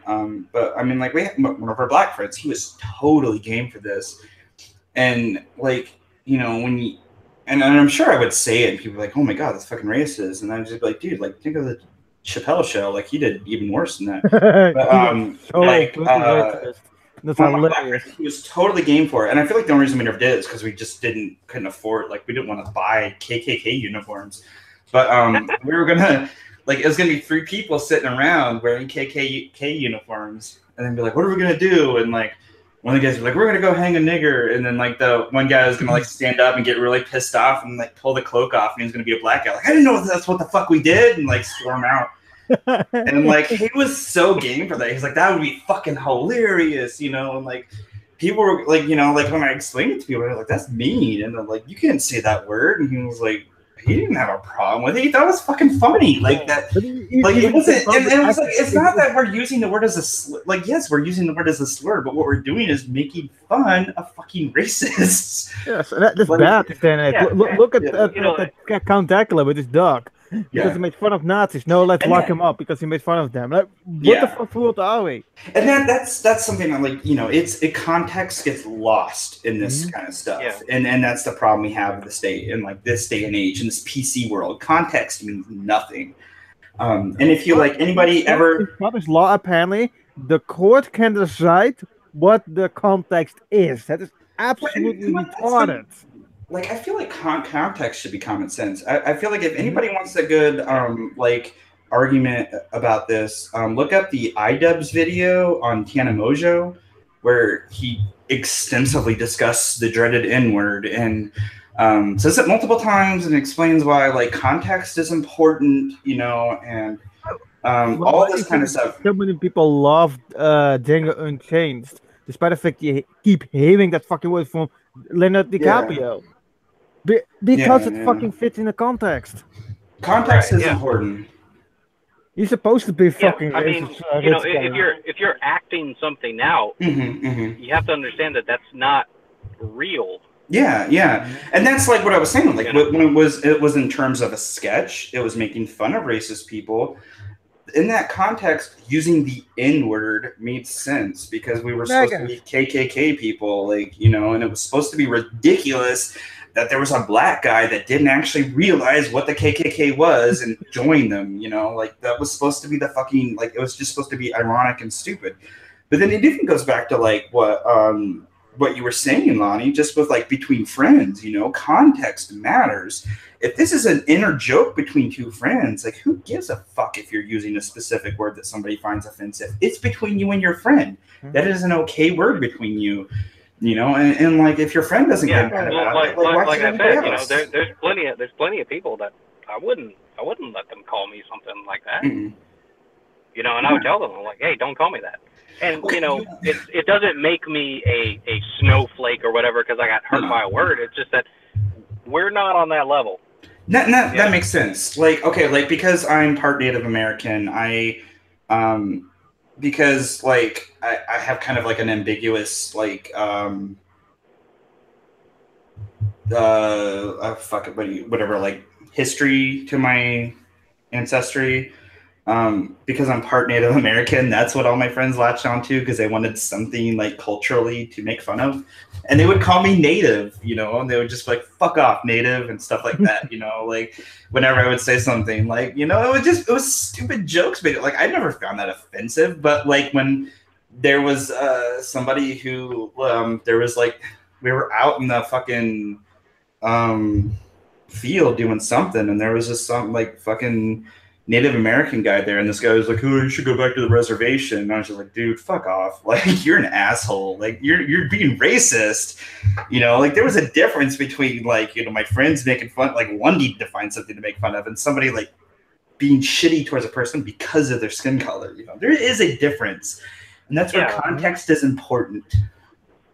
Yeah, and I don't know, like, it's just like you can't. Because human interaction is just so complex. Yes. Like the things that are okay with some people and not okay, and you know, and you know, respecting different cultures and differences and things like that. And but that whole Logan Paul when he was in Japan, how much he, like, Oh God, Logan Paul! Don't even mention that asshole. That's funny. There is no anime where they literally made fun of him for doing that shit. No, I think like what I feel like Ronnie was about to go into too was there is a line that can be drawn, and like somebody's not a snowflake for being offended for you making fun of them in a racist way, but there's also the difference in just being offended by simple words. Just being offended by simple words. But if somebody has if somebody has context where they're directing a word at you because they're trying to be negative towards you, and they're using your race as a way to be negative towards you, that is a shitty thing to do. And that is that context. And in that context, they're trying to insult you. Yes, they're trying to. They want to. And that's really what I feel is the offensive part. Yeah, I feel like this would actually be a great topic. It's not the word. It's not. No. It's not the word. It's never the word. It's the intent and the context behind the word. And I feel like that's what's always important, and that's what gets lost in translation a lot with our society today. All right, guys, this would actually be a great topic too for a future live stream where we can get some more people. I would say for this topic, I would say if you try to get the true Canuck as well on it. He's from Canada. He's a black guy, so that would be an interesting viewpoint. Well, send him. I believe he's watching the live stream right now anyway. Yeah, send him my way. I'd be lucky. No, I already did that. He was one of the last stream, and he should be watching. I can try to be on it because me being so mixed with all kind of different things, Mexican, Native American, some black, possibly Middle Eastern, and then white, and then you got a good background. Because it's kind of like whenever you're like that, you don't like as much as like identity politics, are bad and things like that. You kind of get a little bit confused because you don't know exactly what you are. It doesn't matter, but it's something that you can't shake in the back of your mind. Yeah, and that makes sense. That's one of those things that it's not important, but it's like you still, like most people are like, oh yeah, I'm white or I'm black, and you're just like, I'm something. Whatever, I'm something. It's not wrong to be proud of your heritage. I feel if y'all want to discuss like racial kind of things, I think I could probably bring in a couple things, stuff like that. I'll make sure, because I think I have some ideas planned for this week's streams already, but it might be next week. But I'll make sure I give you a heads up on that, Lonnie. And then it'll come up in the group I added you to. So I do want to end the stream for realsies tonight. I won't say anything else. So just to kind of wrap up the whole thing, the ancom, take some aspirin before you read it, but read through the thread on Twitter. It's fucking crazy. I say take a lot. I say take painkillers. Take painkillers. They work better. Take a shot of vodka before you go, and do whatever you got to do. But it's rough. It's rough. Join in that before you do it though. Download the ancom bingo card and fill in your card and get ready to play. So let me know if you win. But because I think just about everything got hit, to be honest. So you're probably gonna win no matter what. But yeah, it's fucking crazy. And I feel like we touched on most of what I feel like needs to be said. I do want to do another stream on this in the future because Sweet D said she might try to do one with us, and I would love to have her on because she's actually was the catalyst for today, to be honest. Sweet D. Sweet D says she's on Twitter. I tweeted her a lot. I'm trying to meet some. I'm trying to find more of those these different kind of people because Twitter is a whole different animal from what we had been dealing with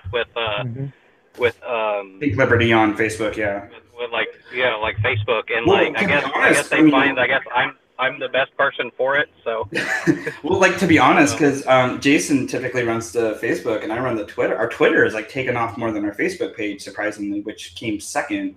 It's so bizarre, but for some reason, our Twitter just ours has been really good. We almost I think we're like 20 shy of like 800 followers. Nice. I think we're like at 780 something now. Yeah, yeah. I know a lot of them came from y'all from the follow. Yeah, I do those follow Fridays or whatever. I always try to get people to follow you guys. We hit 2,726 followers today. So my whole ancom rants brought in me like 30 followers today.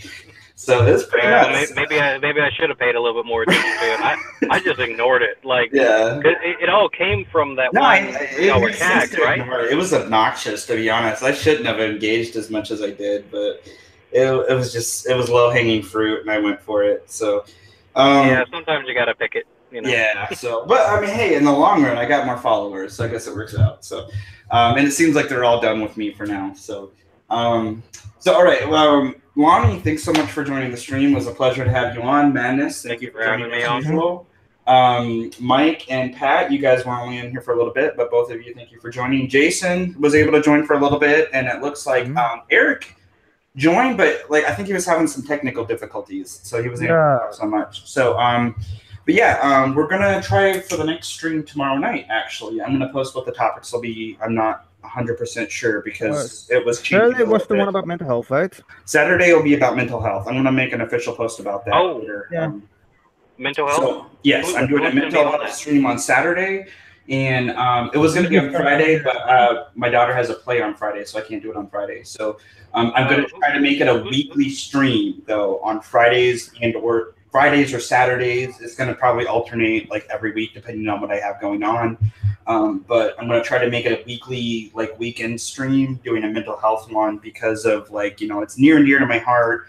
I have my own mental health issues. I run support groups for people, just regular people, and then for veterans, and then, you know. Who else is going to be on that? So far, I'm going to have Madness. I'm going to have Eve. Yeah, Madness is going to be on there, and then I think Chaos Eve is going to try to join us. I know a couple people said they were going to join in chat, but I don't think they're actually going to be on the stream. So I'm not entirely sure what the panel is going to be yet. I'm going to try to like stitch that together. Because I have bipolar disorder. Okay, yeah, it would be great to have you on. Yeah. I was just wondering, like, and it's I need to be able to talk about it more. Yeah, and it's good to talk about that kind of stuff. Like I have generalized anxiety disorder. Because I've been having less anxiety symptoms and more bipolar symptoms lately, and it kind of, you know. Yeah. I kind of feel that kind of embracing it a little bit more and kind of talking about it. Well, and talking about it helps a lot. I mean, like like I said, I actually run support groups. So like me running a stream, I do feel like, you know, I have some kind of a qualification for that. You know, and it's not like just some fucking like one of the support groups I run is just like a Facebook thing. I ran one support group for a while that had over 3,000 members, and I was the sole admin for like 3 months, and I was like, I can't fucking do this anymore. It's killing me. But and I had to like get somebody else to take over. But I actually do facilitate like weekly support groups with veterans at the VA. You know, I have qualifications to do this kind of stuff, but I do want to give people more of a platform to talk about these things. Like, you know, I have my own generalized anxiety disorder, depression, PTSD, and I do feel like getting to talk about it more does always help. Yeah, so I have bipolar. I have bipolar and generalized anxiety. Yeah, and I know Madness has told me his list too, and ADHD, ADD, and dyslexia. Yes. Wow. So, yeah, being able to talk about this stuff helps. So I'm hoping, you know, like to make it a weekly thing, and we'll keep going. I'll keep it because you're part of the SNL chat now, Lonnie. So you'll be able to keep up to date in there. And then I'm going to post for anybody who's curious that's watching right now. Tomorrow and Thursday, Wednesday and Thursday this week, I do plan on having streams. And then I'm hoping to have a stream on Saturday with the mental health one. And then me and Jason hopefully will have ours on Sunday. So it's going to be a busy week. But yeah. I am planning on having a Wednesday and Thursday stream. I will keep everybody posted. What I do plan on doing is having a rotating roster where I only have specific people on Wednesday and specific people on Thursday. That way I can get more people in. And there's no like crossover. That way, everybody, you know, I can get more people having a chance to come in on each stream. So I'm going to have to like post a schedule and then have people decide which stream they'd rather do, Wednesday or Thursday. But that's going to be a whole thing, and we'll work out in the chat. So everybody that joined us in the chat, Brandy especially, because I think you were the only one that didn't join the stream that actually talked in the chat. Thank you so much for joining. And then all of the people who joined the panel today, thank you so much. It was a great discussion tonight. I know I went off on a lot of tangents, but I felt like I got some good information out there. I don't really help much there. I can talk. No, you did great, man. You did great. You had some good stuff. So it was great. We had a good night, I feel like. So it was about almost 3 hours now. So yeah, I'm gonna call it quits because Jesus fucking Christ, I need to go to bed. So I'll see everybody later, and then yeah, thanks for watching.